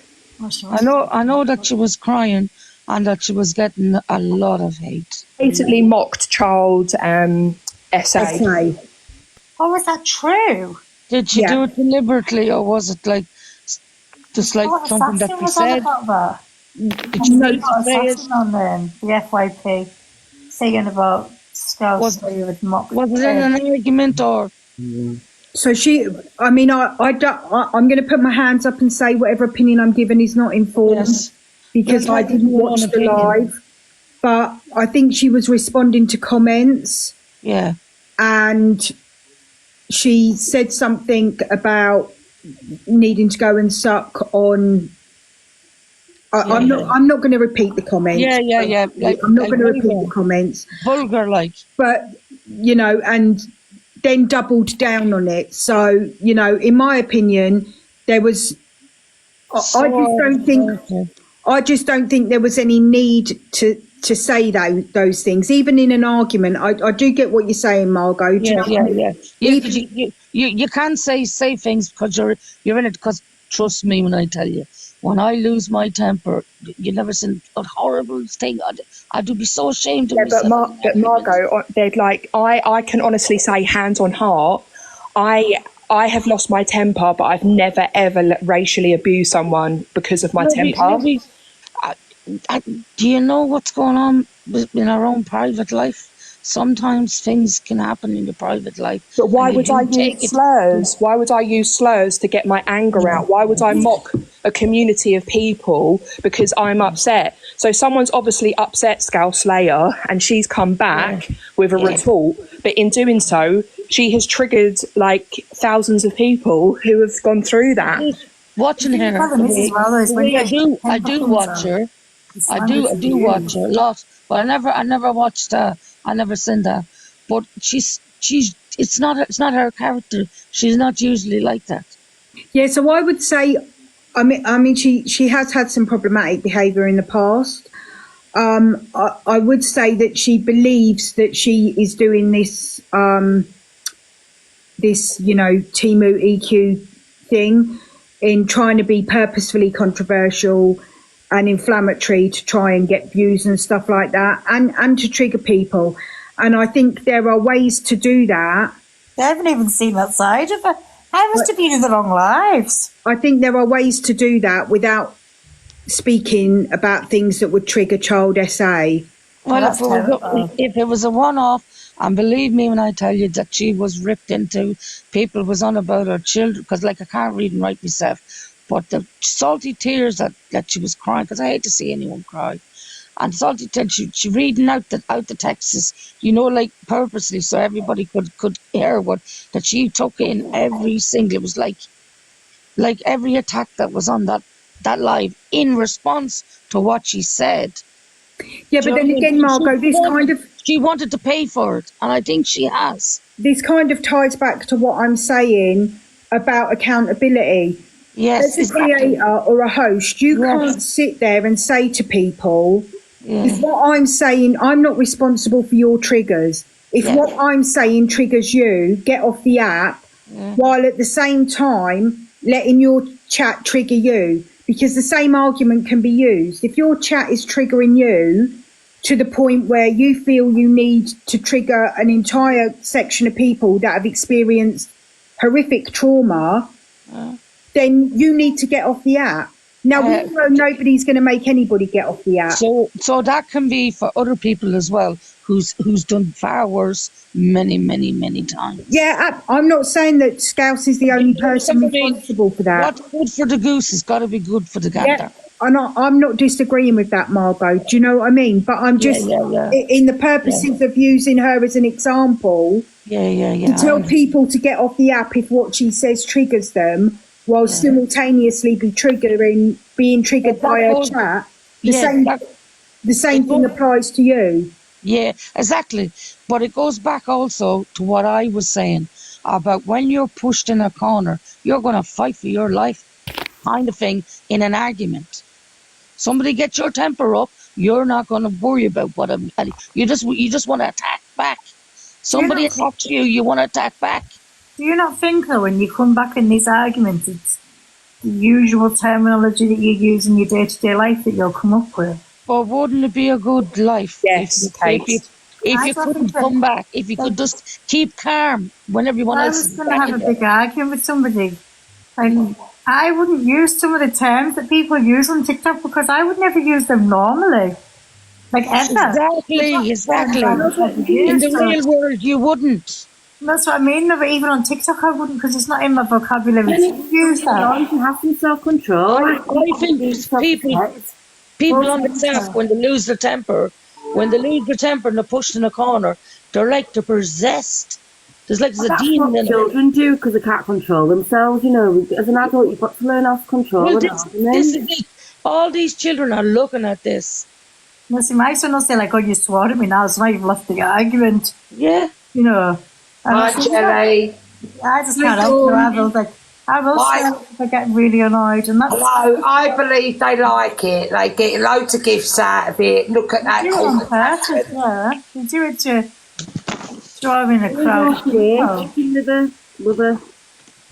And then doesn't that tie back to what the entire purpose of this conversation is about taking accountability? I just feel it's a copycat on here. It's just all copycat. You don't need to take accountability because you're still going to have a room full of 1,000 people gifting you. That's what it's all about. The more nasty they get, what comes out of their mouth, people in the comments are just gifting them and gifting them. It's like gladiators. It's like putting people in the ring. It is. Goading them and goading them until they have to like. When you're at work, you can't behave like that. If you're in a home environment, you shouldn't really behave like that because it comes back in a really bad way in terms of stability. So why is it because so people think it's a sexual act? Of course they think that, but I just think it's embarrassing. It's like have you not learned any self-control, mindfulness in your life? Yeah, ridiculous. Some people haven't though. Yeah, but the thing is, I get if I'm going to have a row, let me just use you as an example, Pip, right? Yeah. No offence intended. If me and you are going to have a row, I'm going to call you personally everything from a pig to a dog because I feel backed into a corner. You're coming at me, I'm going at you. I'm going to call you everything from a pig to a dog. What I'm not going to do is start bringing stuff in of an actual nature about pigs and dogs and cousins and mums and dads that are going to trigger everyone else in the chat.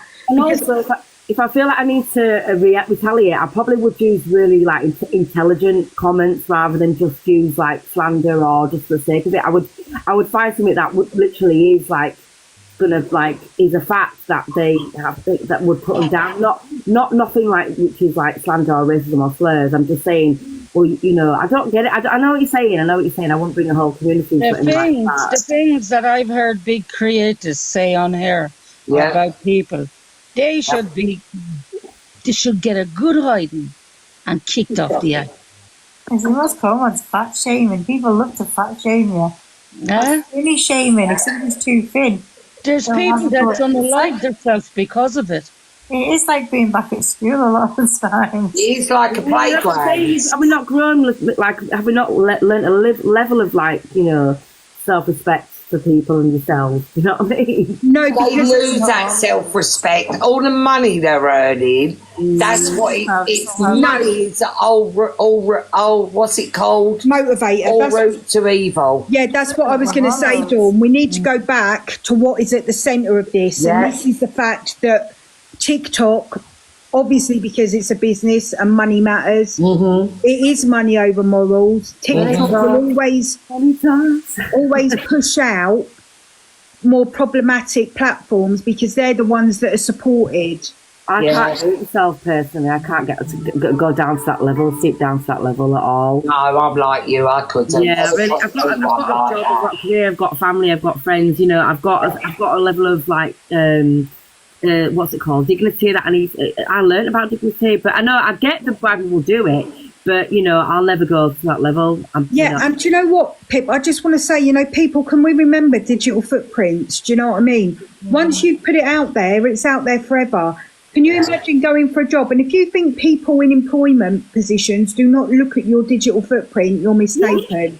Can you imagine going for a job and somebody scrolling you on the FYP or TikTok and that is what comes up about stuff that's come up out of your mouth? And it's over and over again as well. The bottom line is they will never get a job. They will never get a decent, really kind of high-standing job. They won't. It's first impressions as well, isn't it? Like, that's your first impressions of a person. And what do you think has a lot of lasting, doesn't it? What do you think? Sorry, I think there's a bit of a lag. I'm not intentionally trying to talk over people. What do you think if you went for a job and somebody pulled it up and said, well, look, I've seen this as your digital footprint on TikTok. What have you got to say about this? And you go, well, they went low, so I went lower. I mean, I've actually said it to people, Jelly, in job interviews. And then you're responsible for all the XYZ. It's like, nah, see you later. This was mainly in the Twitter days. People would write anything on Twitter and think it was acceptable. How word- could you say that on a public platform and expect me to think that you can work well within a team? Yeah.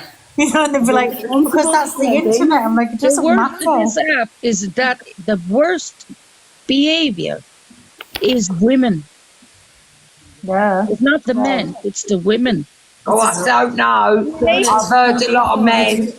I've heard some absolutely awful misogyny from a hell of a lot of men on this app. Oh, yes. I just think what people say, there's more majority of women on the app, but I don't think that men or women are any better than each other on this app. You know, No, I think it's just statistically because there are more women than men on this app. Perhaps what you get pushed out is more. I don't think, I think that you will find equally bad behaviour and problematic behaviour from male creators as you will female creators. I think it's disgusting. More disgusting because I expect men to be bad behaved anyway. But for women should be like ladies, shouldn't they? No. Those men should be respectable as well. Kids are probably better behaved than some of the people on this app. Yeah, I completely agree, Chloe. There is I a think that we need to hold. I think we need to hold men and women to the same ideals. And not expect women attributes, but essentially we should have decorum and respect and mindfulness, regardless. Yeah, and like the thing is, like any person, if you take the weeklies as an example, any person who is up there time after time after time, if you were to go into any of their profiles, unless they're like those crazy people that just sit there in silence and get gifted, the men that are on the app, I would argue that the men, although there might be less of them, they say some of the worst stuff. To the point where I would never even go into their live ever again. No names mentioned.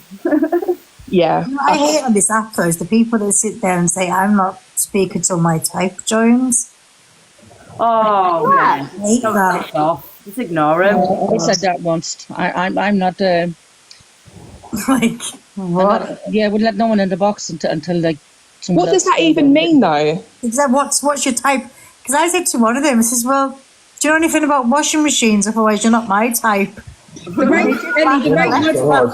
I thought, I just need someone to tell me how to fix the washing machine.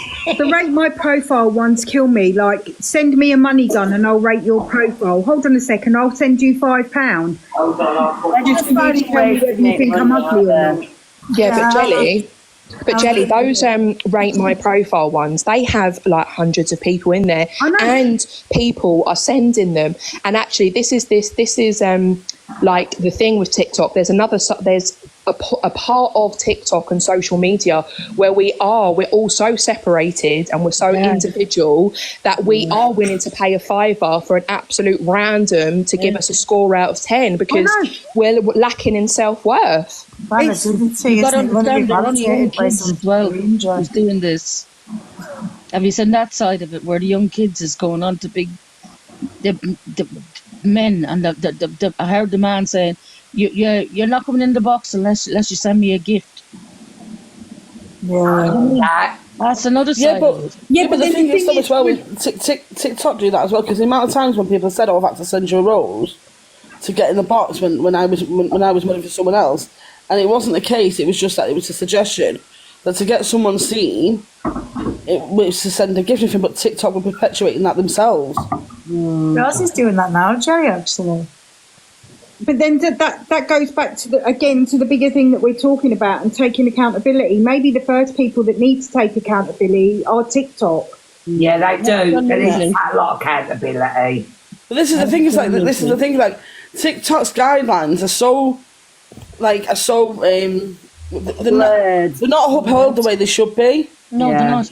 If that makes sense. Guidelines apply on the value. Like some of the bigger creators can say the worst of the worst. Oh, come on! If you smoke, like you know what I mean, a vape or anything like that, straight away violation. But yet some of them. But you don't get a violation. You just get a warning now. But what I'm saying is like some of the bigger creators can say the worst of the worst, the most horrendous stuff. Yeah. And then you can just be having a laugh on your live, not actually saying anything, and then get banned. Yeah. That's what I mean. It's like TikTok violate you based on how much you earn, how much you bring for them. How the community guidelines apply to you. You gotta in be terms- doing it if you don't have in the community future, guidelines. In terms of Jelly saying about the accountability night for people, obviously people can't get off the app unless they want to come off the app. But I think in terms of accountability, it's actually having a genuine apology, and that would mean for me personally, if I was to apologise for something I'd said, Never doing it you're hosting a live, would be turning your gifts off. Number one, when you're hosting the live, to apologise. Absolutely. I would allow people to come in the box and have a discussion with me over what I said and done, Yeah. and then I would educate myself But it's on the effects and everything like that what I said could have caused people, and then I would have learned from that behaviour and not carry on perpetuating that behaviour. And I certainly wouldn't be in comments But like that's- she was yesterday, But that should telling be people it, to then, bite isn't her it? and bore off and everything else. But, Can but I that's- just that's different. You know, once you hold yourself you know, like what I saw Scout Slayer when everybody was ripping into her. And, you know, I don't know how long she took because I couldn't watch her because she was fretting her heart out, reading out every single horrible comment, even about her kids. Right? Can I ask? Sorry. She did hold herself. Sorry. But that should be it then. After they've done this, Yeah. after they've been punished, they punished themselves live on the app. No, but did she really though? Because there was no Yeah, tears. she did. Yeah, she did. You should have watched it. You know what I mean? You should have I've watched it. seen FYP clips. I mean, there was no tears until something was actually said to her, which triggered her. But she's triggered the most. I don't know what was said. Can someone tell me what happened? Because I see her crying. Well, to be fair, Dawn, I won't repeat what was said. It's the thing is, right, I think as well, I'll just agree to disagree with Margot as well. Like, I think there's certain things that once people say them, I'm not really interested in their apology. I don't want to go, and I don't want to go in your live again. And for me, there are just like sometimes. Like the thing is as well is she hasn't taken it. She hasn't shown any humility. She hasn't shown any contrition. Yeah, like she's not like she's in the comments saying to people, "Bore off, bite me. What more do you want?" and nothing and all this shit. Like, that's actually, what I why don't mean. you sit back and be reflectful? But an apology on this app is... And not be being cocky in comments. A couple of minutes of someone saying, I'm sorry, and then literally the attitude comes with, well, what more do you want from me? I'm just a person. And this is what I'm saying. This is what I'm saying about the humility. Yeah, so that's essentially what I'm asking. This is just based on what's happened recently, isn't it? This isn't just about Scout Slayer overall. No, it's a general conversation, but obviously It's just because of what she's done, yeah. Yeah, she's a topic that is in part fueling this conversation. Okay, I'll give another example, right? When I don't know what she said. I only seen what caught us. Go in the comments and look up poker bitch, and she'll it's on her page. Caught assassin that much, so have a look I wasn't later sure. what was said. I sent the proven one this morning. But Court's Assassin is another one I won't watch, to be fair. Oh, God, hell no. Yeah, I have another word for her. No, no words at all. Can we try and not talk over each other as well, because it's difficult. It's all right. I know there is a bit of a lag, but it then becomes difficult for people to hear what's going on. I was just saying that Caught Assassin, there was no videos. There was links shared to see the video, but there was no video. So I was like, well, people watch the videos with caution though. Like, don't just go into it and think it's just a standard video. Like, it could be triggering. So just be wary. Like, we're all adults, but for me, even child essay doesn't affect me, but it affected me being a mum. I think because of Caught Assassin saying it though, I didn't take it with so much severity because she said so many things on this app that I've seen on the FYP that have turned out to be just... Can I just say something quickly, please, and then I'll jump down, because I've been listening. I've been listening to Jelly since not long after you came on, and I've just been lying here with my eyes shut because I'm in the middle of having a flare up at the minute. Margot, with all due respect, I think you need to give your head a wobble. Sorry? Dear, why? Because the way you're coming in hard defending Scout Slayer and saying, she said she's sorry and all this, that and the other.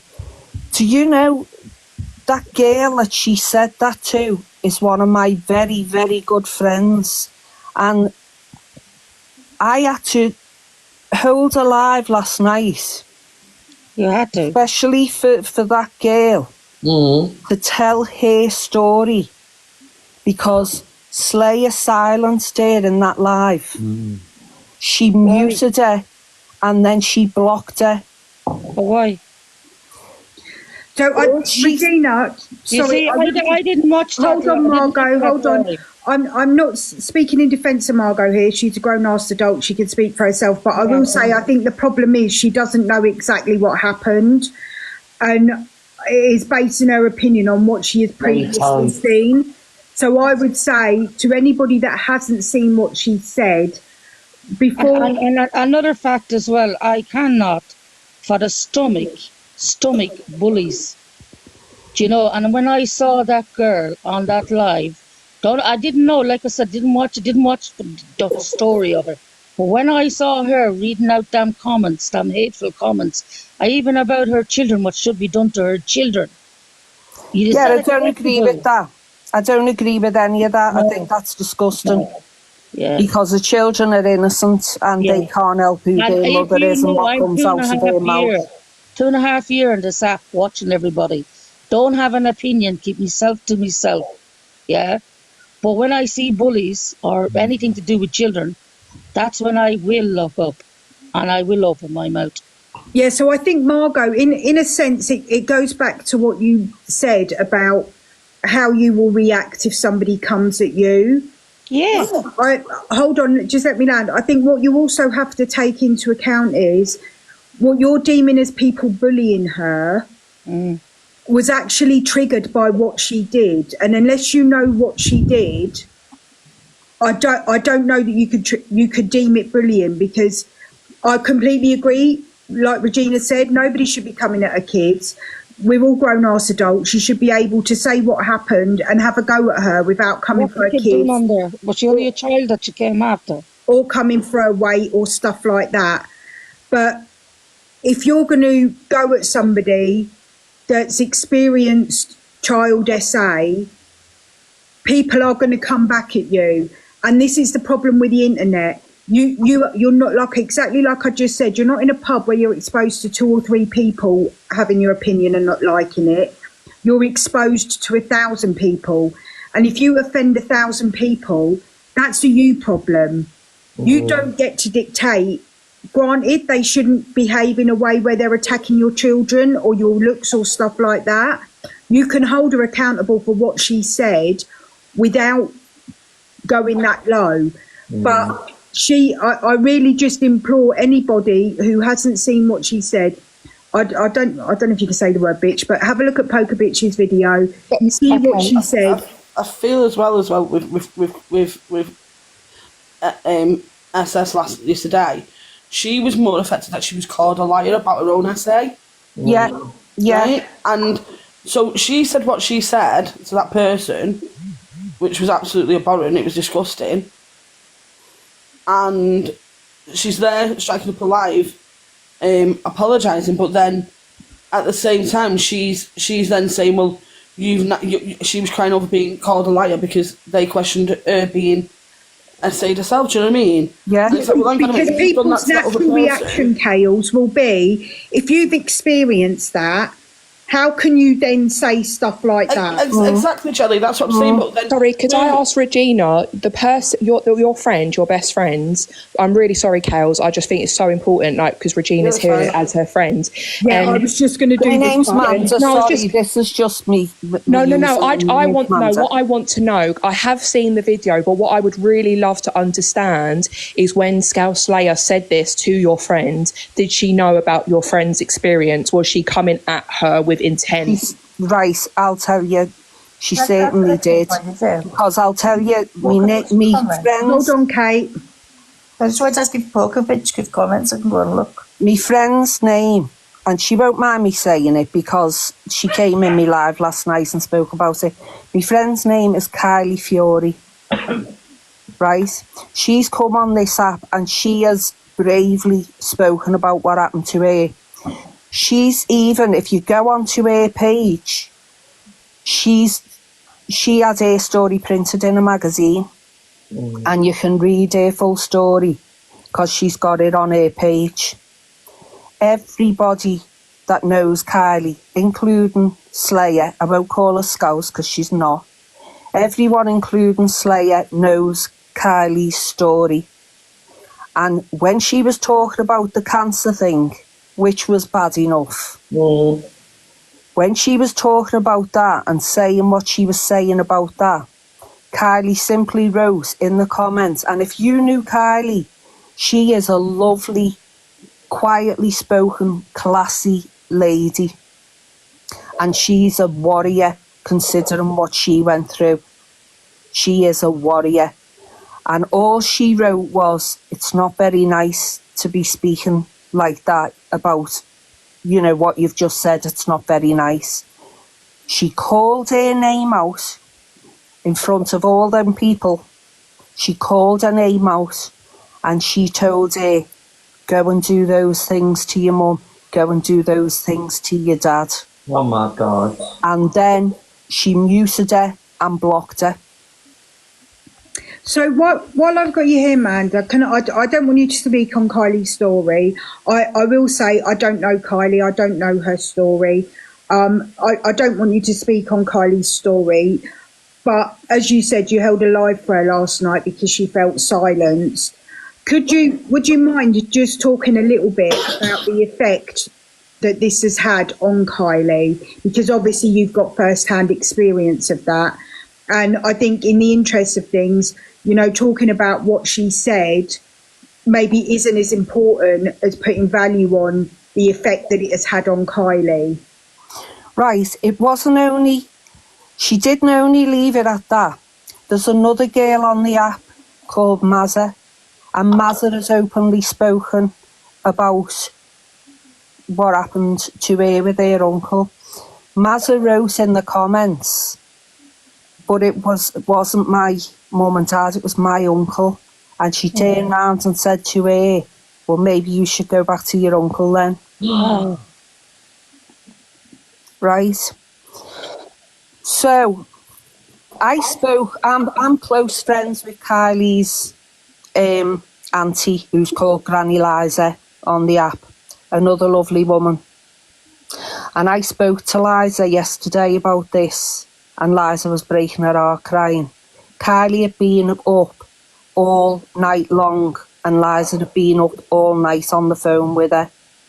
Because of this, and I can say this because when I held the live last night, that Kylie said all this, I you know, on my live, so I'm not saying anything that she hasn't said. Because of all this, and because Kylie got her father prosecuted, she's been ostracised by her whole family.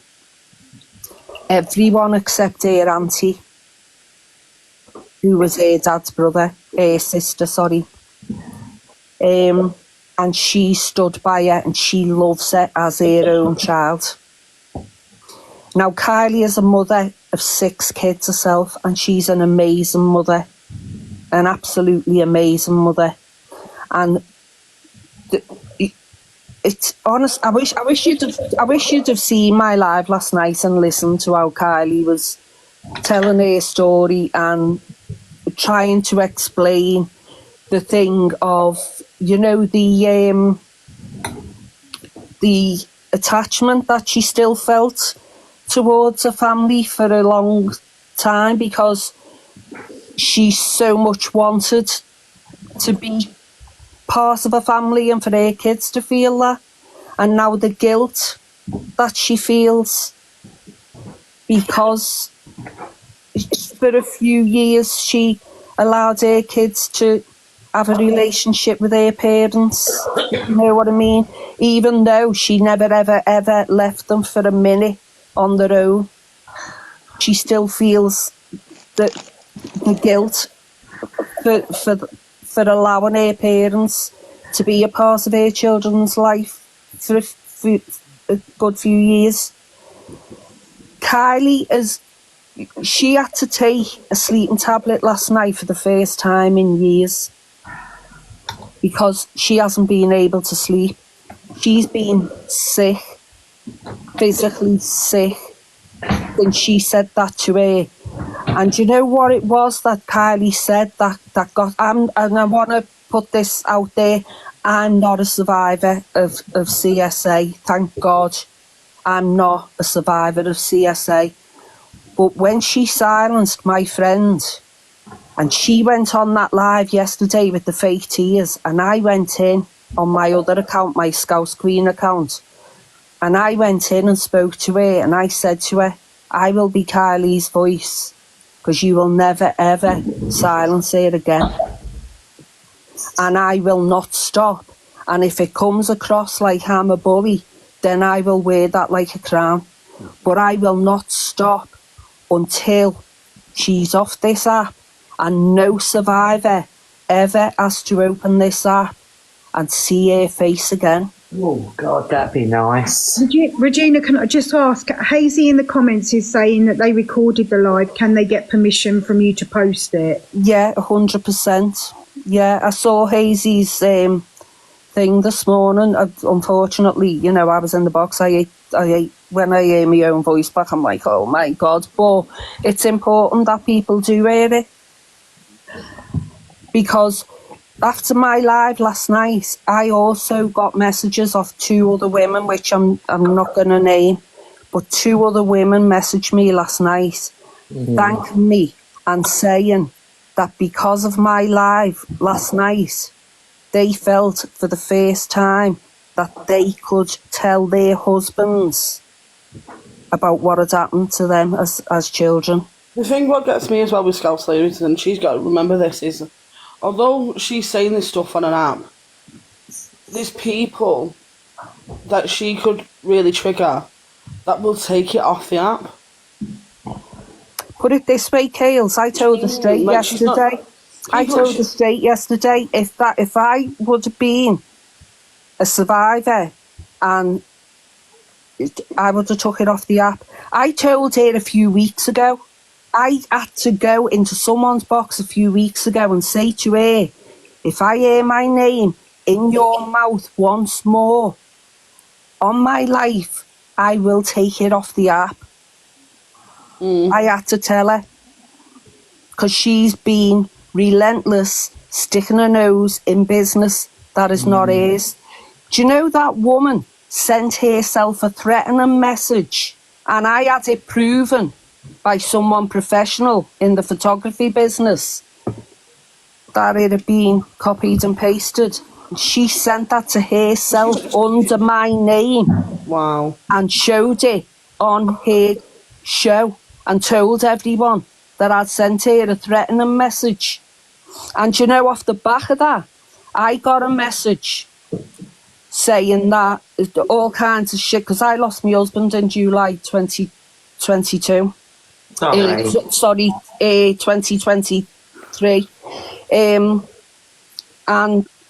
off the back of that, I got a message sent to me saying all kinds of shit about my husband and saying my kids are going to be next. And you know, I saw that her post that she's put out this morning, the stupid Taylor Swift one, and the person that sent me that message is in her comments sticking up for her. Wow. You see, and this is the thing when I talk about what accountability looks like. You know, if we're using this specific example, to me, accountability doesn't look like you coming on, doing a live crying, trying to squeeze out a tear. And I mean, respectfully, Margot will agree to disagree on whether they were real or not. Pretending to squeeze out a tear, not even saying sorry, but then being in the comments later on saying essentially, well, I said what I said, I don't give 2 shits, go screw yourself if you don't like it. Exactly. She was in EQ's. She was in EQ's live last night. No, someone said that. I'm still awesome and I won't be going anywhere off this app. Well, excuse the expression, but as long as I've got it all in my arse, I'm going to keep going for her. Because what she did to my friend... She's saying all this, right? And I'm I'm not really that far from like Liverpool and stuff like that, and I know, like in my area, if someone said that on TikTok and they wouldn't like, you recognise them in the street, something's going to happen to that person. Of course. Of Do you know what course. I mean? Like especially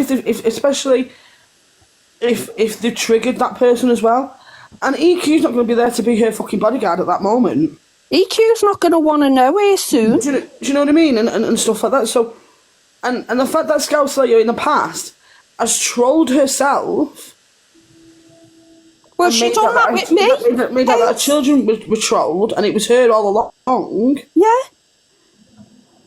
Because that message that she sent herself mentioned her kids. Now, anyone who knows me on this app will tell you that if I've got something to say, I'll just tell you straight. I'll tell you straight, and I won't threaten your kids. I told her, you carry on with my name, and I'll take it off the app. And she said, I've got kids in my... Because I said, I know where you live. And she said, I've got kids in my house. I said, I won't come to your house. I won't come to your house where your kids are. This is what I mean, that people forget that there is people that, obviously, under certain circumstances, that will go off the app and deal with the matter off the app. No, and I think we need to move away from people keep saying, well, it's just an app.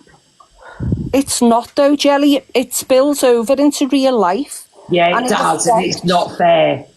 It affects you in real life. I mean, today I've woke up with a blinding migraine, and I feel like I'm starting to go into a fibro flare up, and it's because I've been that wound up over the past couple of days because of what she said to Kylie. Honestly, if you... But by the way... sorry. She went to university and she's a qualified therapist and, counsellor and things like that. And I had to speak to her yesterday. And she came into my... Not for myself. She came into my live last night and she got in the box and she spoke to Kylie. And she's going to... Kylie's very, very guarded, and she's got to be. She can't even tell anybody where she lives, put it that way. And but this is the thing, your poor friend has been obviously had direct comments directed at her like that, right? As massively opened and obviously she's having to deal with it anyway, but it's now opened even more of a can of worms for her. Can you imagine how humiliated, as well as everything else, she actually called her name out and said that? And That's what I mean, it's heartbreaking, isn't it? That's yeah, I mean, and it's not okay. Kylie's not a name that you hear every single day. So if you say to someone, Kylie, they'll know her or they won't know her. And everyone in there knew who she was aiming that comment at. And my friend Lol's just come in now. She spoke to Kylie last night and she said to her, Amanda will give you my number, Kylie, and I will speak to you and I will help you to get the help that you need with she mentioned some sort of therapy that I'd never heard of, and also things to do with contacting the parole board and things like that, because Kylie's dad is actually... I spoke to Kylie this morning. She said she'd message him. I'm glad she has. Kylie's dad got 21 years. So that says it all. 21 years for what he did to her, but he's actually only going to serve 10.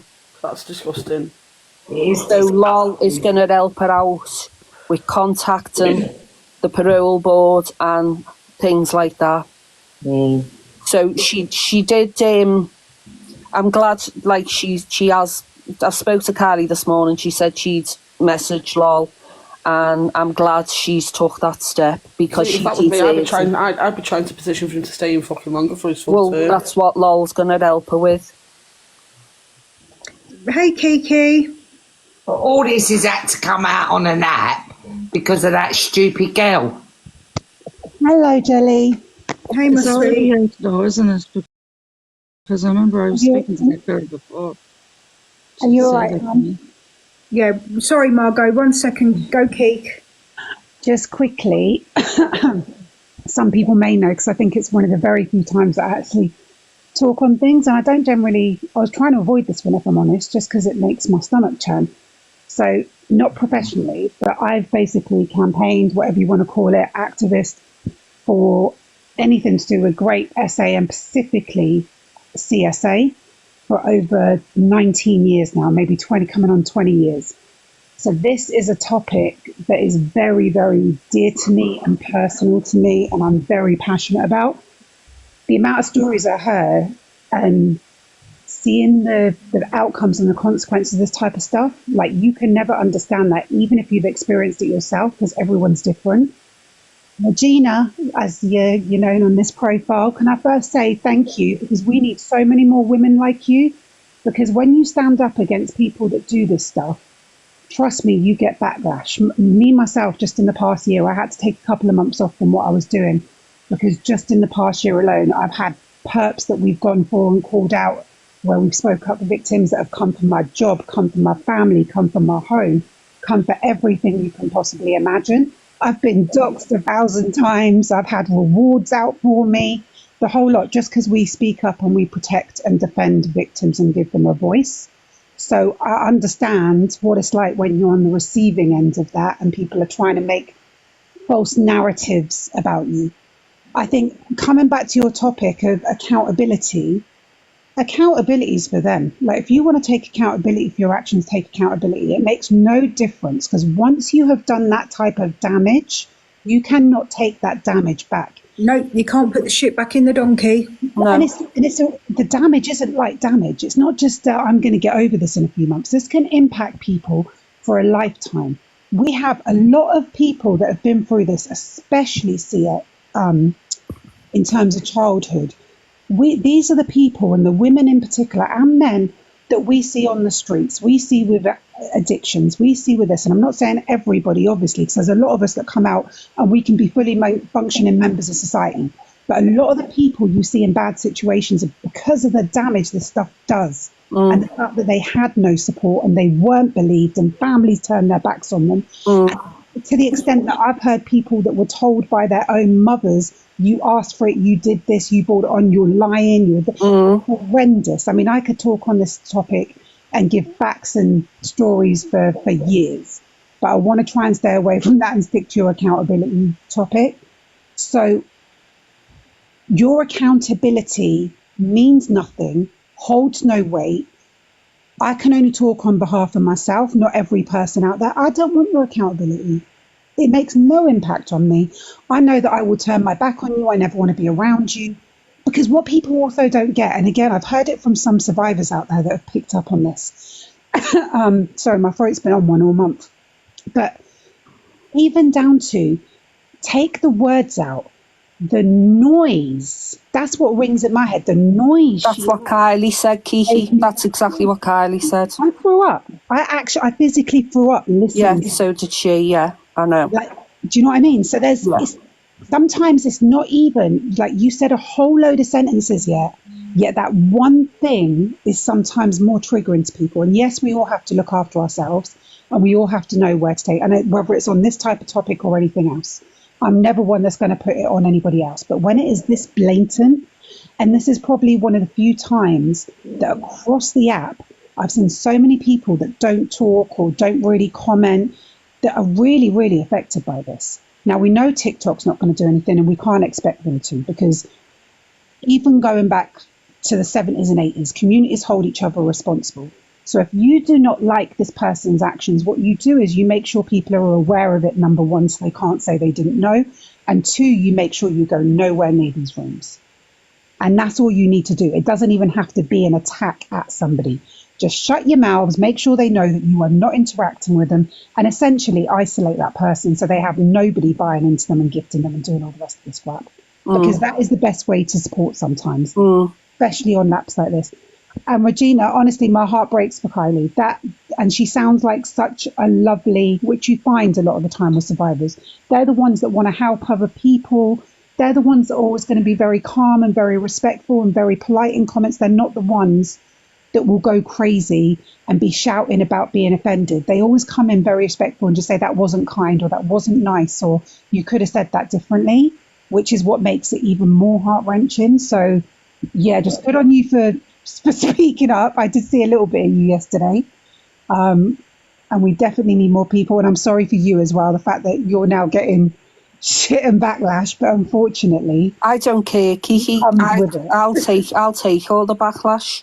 I'll take it because I've got broad shoulders. And just sorry, Regina, just in the interest of this conversation and what the topic originally was, to me, that's what accountability looks like. No, I don't care what anybody says. Nobody, unless the police are involved and the social media ban's put in place, nobody's getting anybody off this app. No, it's just not happening. For me, accountability looks like exactly what you said. It's the people, the consumers, the viewers, the communities that hold these people responsible. And you do that by not giving them views, not giving them gifts, not supporting them, not putting them up there on the populars, not putting them up there on the dailies. This is how you show accountability to these people. Because the reality is, whether we like it or not, particularly as it operates on Drama Talk, these people don't have to have accountability. No. It means that, and the other thing is, also, I know we get very angry about these things and we all want to like say what we think and voice our opinions and do whatever we need to do. As long as we have that silence, also remember, going into this person's posts and commenting, I mean, I haven't even looked at their posts, so I don't know what's going on. This is just an example. Going into their posts and voicing your opinions or telling them what you think is also adding to their algorithm. You're boosting them every time you even put a negative comment on there. So instead of taking that hate and putting it on someone that is going to benefit, take it, turn it into support, and go and put a comment on someone like Kylie's post and just put a love heart or just show some support. So just redirect that energy and that anger. And then if you do want to get angry about it and you want to have your voice, which a lot of us do, come into spaces like this, come into spaces like Regina has, where you can go and say what you think without it even having any positive impact on someone that shouldn't be getting that positive impact. Or any impact, period. Yeah. You know, we do like to voice very good point, Kiki. That's a very good point. You know, we do. We want to be able to speak, especially when we're in the comments, because sometimes in the comments we don't feel like we get heard. And we don't always want it, so sometimes we do need that space. I mean, Miss Remy's got a great space for that. Jelly's got there's probably a few great spaces. So take it to the right space and let your emotions out in those spaces, is what I would say. Well, I said to her when I went into her box when she was, I mean, that I wasn't buying that fake crying yesterday. And if she had been crying, it's only what she brought on herself. But it was fake, because when she was shouting hysterical about what Poker had said, she was stopping and swigging a Coke. She was crying for herself. That's you know what I mean? You can't be crying hysterical and then just stopping and swigging your Coke. It's in my opinion, you were crying for yourself. And in my opinion, when it came to the whole bit where she said that she was a survivor, that was whether it was true. I'm not going to say whether that's true or not, because that's not my place to be commenting. So I'm not going to form an opinion on that because I don't know the woman from Adam. But what I will say is that was taken as a way to deflect and run. And it was used as like I could turn around and say somebody, I can't be racist because I'm a person of colour. That's how that was used. That was used in, I can't be offensive because I'm a victim myself. Stop it. So we all know what you're doing. Everybody's savvying up now. I think we're all smart enough to see what your game is. Don't even try and use that. And then the more angry you get about it, just shows that you're getting more defensive. So no one's buying into what you're selling, I'm afraid. So yeah, we're not even going to. Kiki, I'm just reiterating what you said, Kiki. Do you know what I mean? I say it time and time again. The viewers and consumers don't realise that they're the ones that hold the power. And they're the ones that get to dictate who does or doesn't take accountability. You could say sorry till the cows come home, and it's just performative. And everything she did after the sorry, the faux apology, was indicative of how performative it was. Because like we said, she was in EQ's comments. Do you know what I mean? Giving it Billy Big Bollocks, which clearly shows you're not taking any accountability. So we're not even, I don't even think it's a case of saying, do you stand against Scouse Slayer? Do you know what I mean? It's saying, do you stand against this being mocked? Exactly. In the way it was. What we're not very good at on this app, I think, is taking the person out of the equation. I try as much as... I say that all the time, Kiki. Don't get me wrong, I'm guilty of it myself sometimes. I'm no angel because I get in my feelings quite a lot.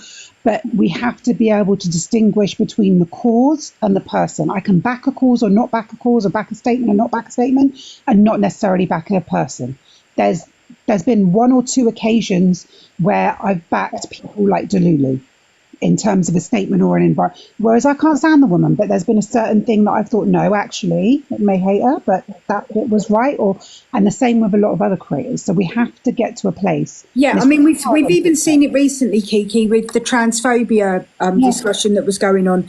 People can't separate their dislike for a creator or a person, but their support of an issue, and that's when it makes anything difficult to be furthered in terms of a conversation or getting anything sorted. And it's hard to do. We know it's hard to do. This is like stuff that we all have to work on and grow and learn, and it's all very much self-development. It don't come easy or natural to human beings. That's not our natural state. Our state is your thought. It's that whole thoughts lead to feelings, feelings lead to actions, actions lead to result. We have a thought, it turns into a feeling, that feeling then generates an action, which normally is something negative, because we don't stop, pause, take control of that feeling, understand where it's coming from, and then react. Because we get so drawn in on social media and so hyped up. It's like that mob mentality that something happens, we hear something, or we see a clip, and we don't say, okay, what caused that clip, or what started that conversation, or what happened before that. We just react. And we, especially with social media, I think we've got to get a bit better at trying to see a whole picture as much as possible instead of just a narrative. Yeah, and I also think in terms of narratives, Kiki, and obviously I say this as somebody who's biased because it's a, a thought and an ethos that I push. I think we need to get away from trying to say, let's get people off the app, because we all know that that's not going to happen. Not going to happen. No. So it's a waste of time putting our energy into that. Our energy needs to go into empowering our communities, no matter how big or small they are, into effectively boycotting these creators. Exactly. And I think that also comes with education and conversations. Like, it is about explaining things like don't post on a comment or don't do this, and just not even explaining, because people know this stuff. It's just reminding people in the moment that instead of going this way, you've got the option to go this way. But it's your choice, obviously. You're going to do what you want, but you do have 2 choices here on how you can express yourself. And I think if we start giving people and reminding people that there's another route that could be maybe slightly more beneficial, then people will naturally start doing that automatically. Yeah, they'll gravitate towards that. Exactly. And it would even make their own post and write whatever they want on their own post and post it on their own platform, rather than go on to ours. I didn't even realise that, Kiki, so thanks for making me aware of that. I was screaming at you in the box yesterday. I was trying to stay out of her live, and then I saw you in there, and I was screaming at you in the box, get out of the box, she's getting 30%. You know what? I didn't even, because her face was on camera. Yeah. I was looking at her face. It sounds ridiculous, but I was looking at her face as I was talking, and then I got a WhatsApp message saying, come out the box because she's getting gifted while you're and I getting swear gifted. She was looking at the numbers. I mean, I could have imagined that, but I was sure she kept looking. That's why I was like, oh, but yeah, no, I know. You were just there to defend your friends. That wasn't even on your mind. And you know what? I said in the box yesterday, I said, I didn't even realise that I was getting gifted. I said, thanks to everyone that gifted me. I said, but when I do my live or when I see Kylie, whatever, in a box, I'm going to give it to her. And you know, Kylie messaged me and she said, I appreciate you saying that. She said, but please don't. She said, and when you do your live tonight, can we have the gifts off? Because she explained it last night, because it happened to her first by her uncle when she was 5 years old. And that went on for years until her dad started when she was 12. And when she was 12, she went and told her mum what her uncle was doing to her. and her mum said to her, go and take £20 out of me purse and don't tell your dad. And just in the interests of transparency, because there may be people, because we know how Drama Talk moves messy, there may be people say that I've had this conversation with my gifts on. This conversation wasn't the topic that we were discussing. This wasn't what was it started out as. It's just naturally progressed to that. So, and do you know what the unfortunate side of this is? I'm not going to go too deep, but just so people bear in mind, a lot of people that go through childhood SA, it doesn't just happen once. It's more likely to happen, and it's more likely to happen in your adulthood and getting into bad relationships. So it really is a really complex subject. Well, thank God Kylie has got an amazing husband. Kylie's married to Tyson Fury's cousin, actually, and because they're part of the travelling community, and she's got an amazing husband, and she's been blessed with 6 beautiful kids. But that is something that's never ever going to leave her, what happened to her for all those years. And the other thing I would say, Regina, I said it in Pearl's last night, because I know Pearl tried to have a conversation on it that went sideways, like a lot of these conversations do, is that I would implore anybody that's thinking of firing up a live to, thanks Kiki for firing up a live to talk about Scouse Slayer and what Scouse Slayer did. Don't do that. If you want to open your platform to allow people that have been affected by it to come up and share their experiences of how it's affected them, rather than talk about herself and what she has or hasn't done. Yeah. Because they're the people that deserve the airtime. They're the people that deserve the voice. Which is exactly what I did last night. There was only Kylie and her auntie, Granny Liza, in the box. I had a girl in the box with help numbers, and Mazza and Mabel got in the box because obviously they're both survivors. And then another girl got in the box and she told her story for the first time. And, you know, so that was it. It wasn't a thing of let's all slag Scouse Slayer off. It was a thing of this is what happened to me and I want my voice to be heard because I wasn't targeting that in any way. Yeah, no, I know exactly what you're saying. And I agree with you. Yeah, I see Devon in the comments saying, I don't have the range, if I'm honest, it hurts to hear. And I totally get that, Devon. And I would say that if there are people like me, I've not experienced it, but if there are people like me that, you know, do want to fire up a live, look for people that are advocates on this subject, people that do advocate for it, people that do speak on their experiences and that maybe are comfortable to amplify their voices, to put them on your platforms, to allow them to bring people in to speak about it. Because just because you haven't experienced it, it doesn't mean if you have a platform, you're not in a position to be able to amplify the voices of people that have experienced it. Yeah, which is what I did last night because, like I said, thank God I have not experienced it. I had a dad, brothers, uncles, a mum who cherished me, and you know, but I wanted to do that for Kylie. Doesn't ever do her own lives, so I spoke to her and she said, yours is the only one that I feel, you know, you've got, yours would be safe for me. Yeah, and I said 100% it'll be safe for you. And we didn't have one troll comment. All the comments were brilliant.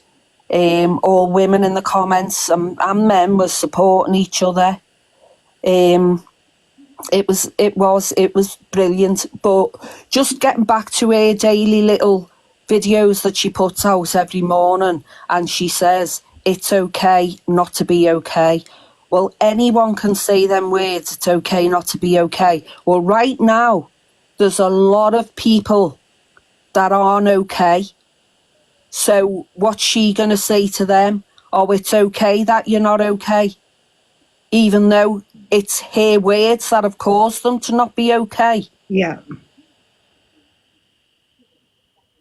And I know there were a couple of people trying to get in the boxes, but I am winding down. So Jojo in the comments says, if anybody needs a safe space, they're live at 8:00 tonight.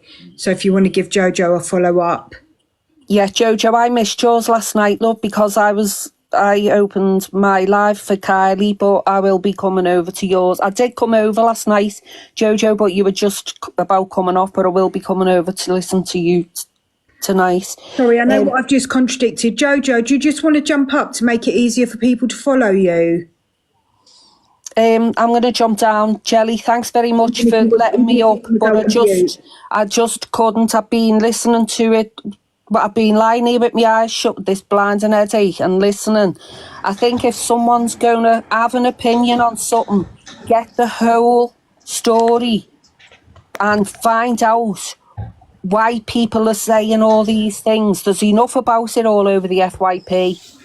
You know, find out the backstory before you stand up for someone, and, you know, and because she doesn't deserve any support as far as I'm concerned, none whatsoever. Jojo, good luck with tonight. I'll be over to watch. And thanks again, Jelly, and thank you for the gifts. Regina, I don't know if you want to stick around a second. Sorry, Manda. I'll keep you okay. I think Margot's back. Hey, Margot. Hi. What's your name? Is it Georgina? What's your name? It's Manda. It's Manda. Yeah, I spoke to you before. I think I have you on my other account. What community did you say that the paedophile was from? Sorry, pedo. Travelling community. What? So it's Irish? He's Irish? No, he's not. Oh, so he's not from the travelling community then? Gypsy and traveller. Yeah. Gypsies is English, travellers is Irish. Oh, sorry, I just... Okay. Yeah, he's from the gypsy community then, yeah. Yeah, so we both need to learn, don't we? Well, I'm still learning about this type of thing, like the difference between... Well, I don't know nothing about this, to be honest, because never heard tell of it in my life to be in our community. Never in my life. Well, I apologise for getting that mixed up. I know about that girl because I spoke to that girl when I first come on the app. And she did say, when I was speaking to her in one of the boxes, what happened to her. She did tell me, like, but she never gave her name as Fiore. Do you know what I mean? Yeah, it's on her And what did you say? She's Tyson Fury's cousin? No, she's married to Tyson Fury's cousin. Yeah. Right, okay. Thank you. No worries, Margot. Thanks, Manda. Okay. Thanks for... it wasn't on the Fury side. Let me put that out there. It was not on the Fury side. Liza said that last night. She made that clear in my live. It was not anything to do with the Fury family. Thank you for that clarity, Manda. Okay, thank you. And a friend of mine's in the comments, one of my best friends, Shah. She's from the travelling community, and she's just said there that it's only just come into play, like the thing between the gypsy and the traveller. Do you know what I mean? So I am still learning about that. Yeah. And every day's a school day. We're all capable of learning, and it's only through healthy, productive conversations that we do learn. We don't learn by shouting and screaming at each other. What Evans just said there, he refers to both as the travelling because of respect, and that's exactly the same as me. But I'm big enough to be, pulled up on it and told the difference and educated. I'm all for learning new things. Yeah. It's from the gypsy community, I think. Right. The Romany, I think, I'm sure, Margot, that the Romany, but I'll speak to Liza about that today, but I'm sure I've heard Liza tell me that they're from the Romany, but I will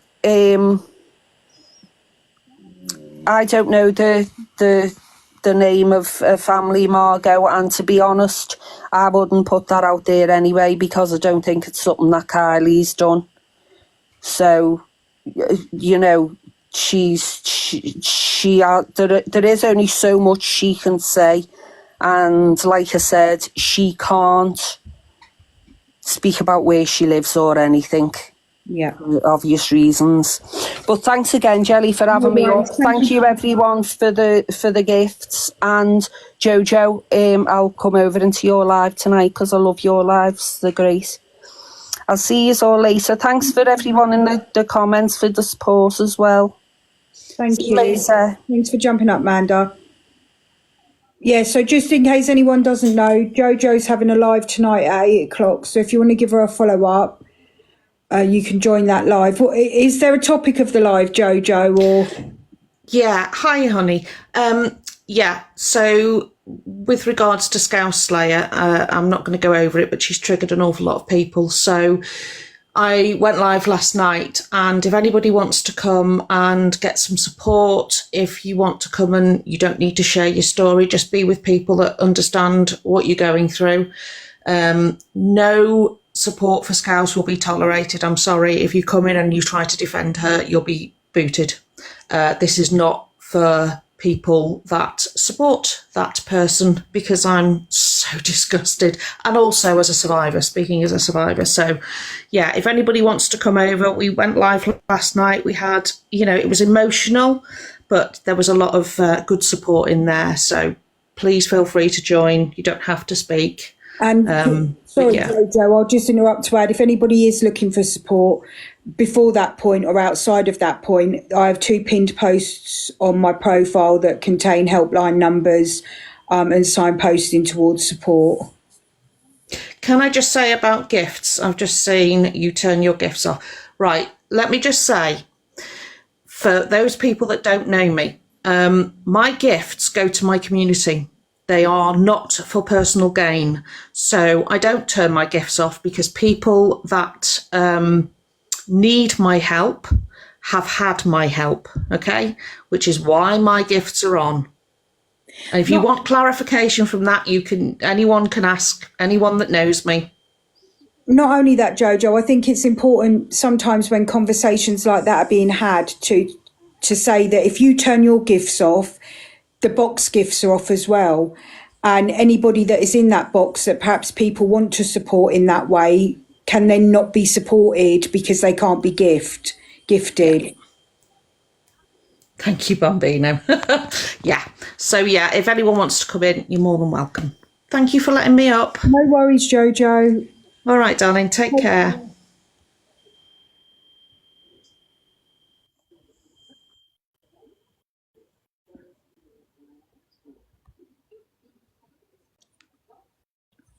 Well, that was a live, wasn't it, people? So what do we want to talk about tomorrow?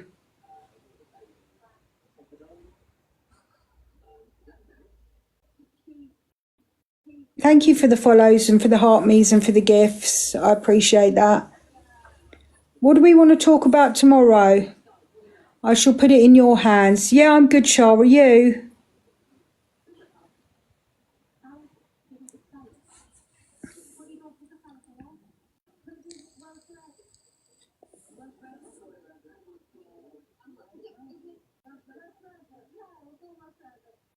Yeah, of course. Pop me a message. Any clarity to that, Devon, or just lying in general?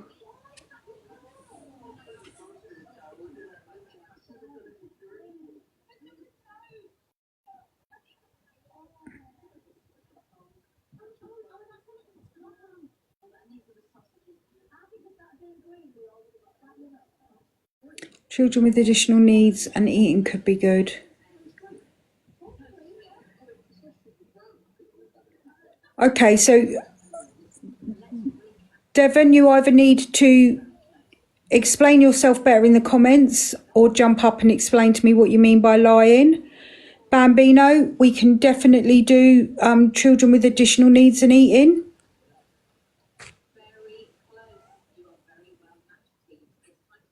Do you want to jump up, Shah, or do you want me to pop you a message?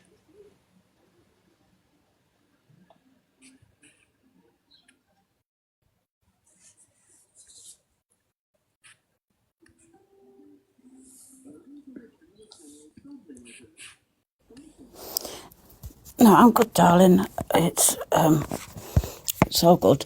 I was just checking you was okay because it's been very hard for everybody. Yeah. On and off the app. So I was just making sure you was okay. I've still got the crap going on. But yeah, I was just making sure you was all right as well because it still takes a lot hearing everybody's stories. Yeah. So I was just I always do, I'm all right, darling. I always do my self-care and regulation and stuff like that as well. But I think it's important for people to be given spaces to talk about the effect that these things have on them. Because so often, as I said, the conversations are derailed by, personal beefs and stuff like that. So, and then it becomes talking about the person that's perpetrated it rather than amplifying the voices of the people that have been affected by it. Yeah. Last night it was a lot for upsetting people from what I could see in the comments. But also, me and Ashley was like your PA secretaries last night. Have you followed everybody's back on your other Jelly account? I'm working for them, man. I must have had over nearly 300 requests. So I'm working for them because don't forget, I'm just not blind accepting everybody. No, that's that defeats the purpose. I'm having to try and check and have a look and message people where maybe it's not obvious on their profiles. Yeah. They are of age. Yeah. But I'm trying to work through it before I go on and plug it anywhere else. I have 2 screenshots because 2 ladies were worried because they're private and one's 51 and one's 81 or something. Oh, Lord.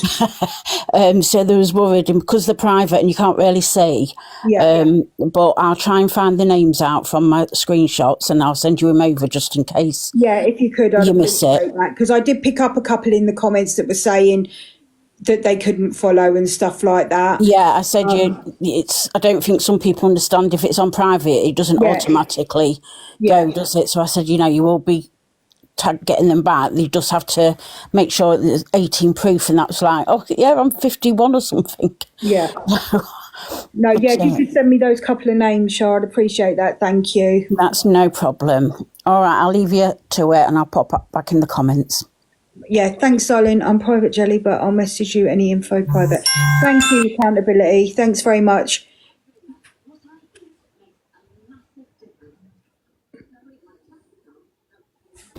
Hello, Jelly. I don't know, it's not a fully formed thought, which is why I didn't explain it very well. Okay. But maybe it's about what is believed on the app and lying and proof. I don't know. It's not, like I say, it's not a fully formed thought, but it's something that happens quite a lot.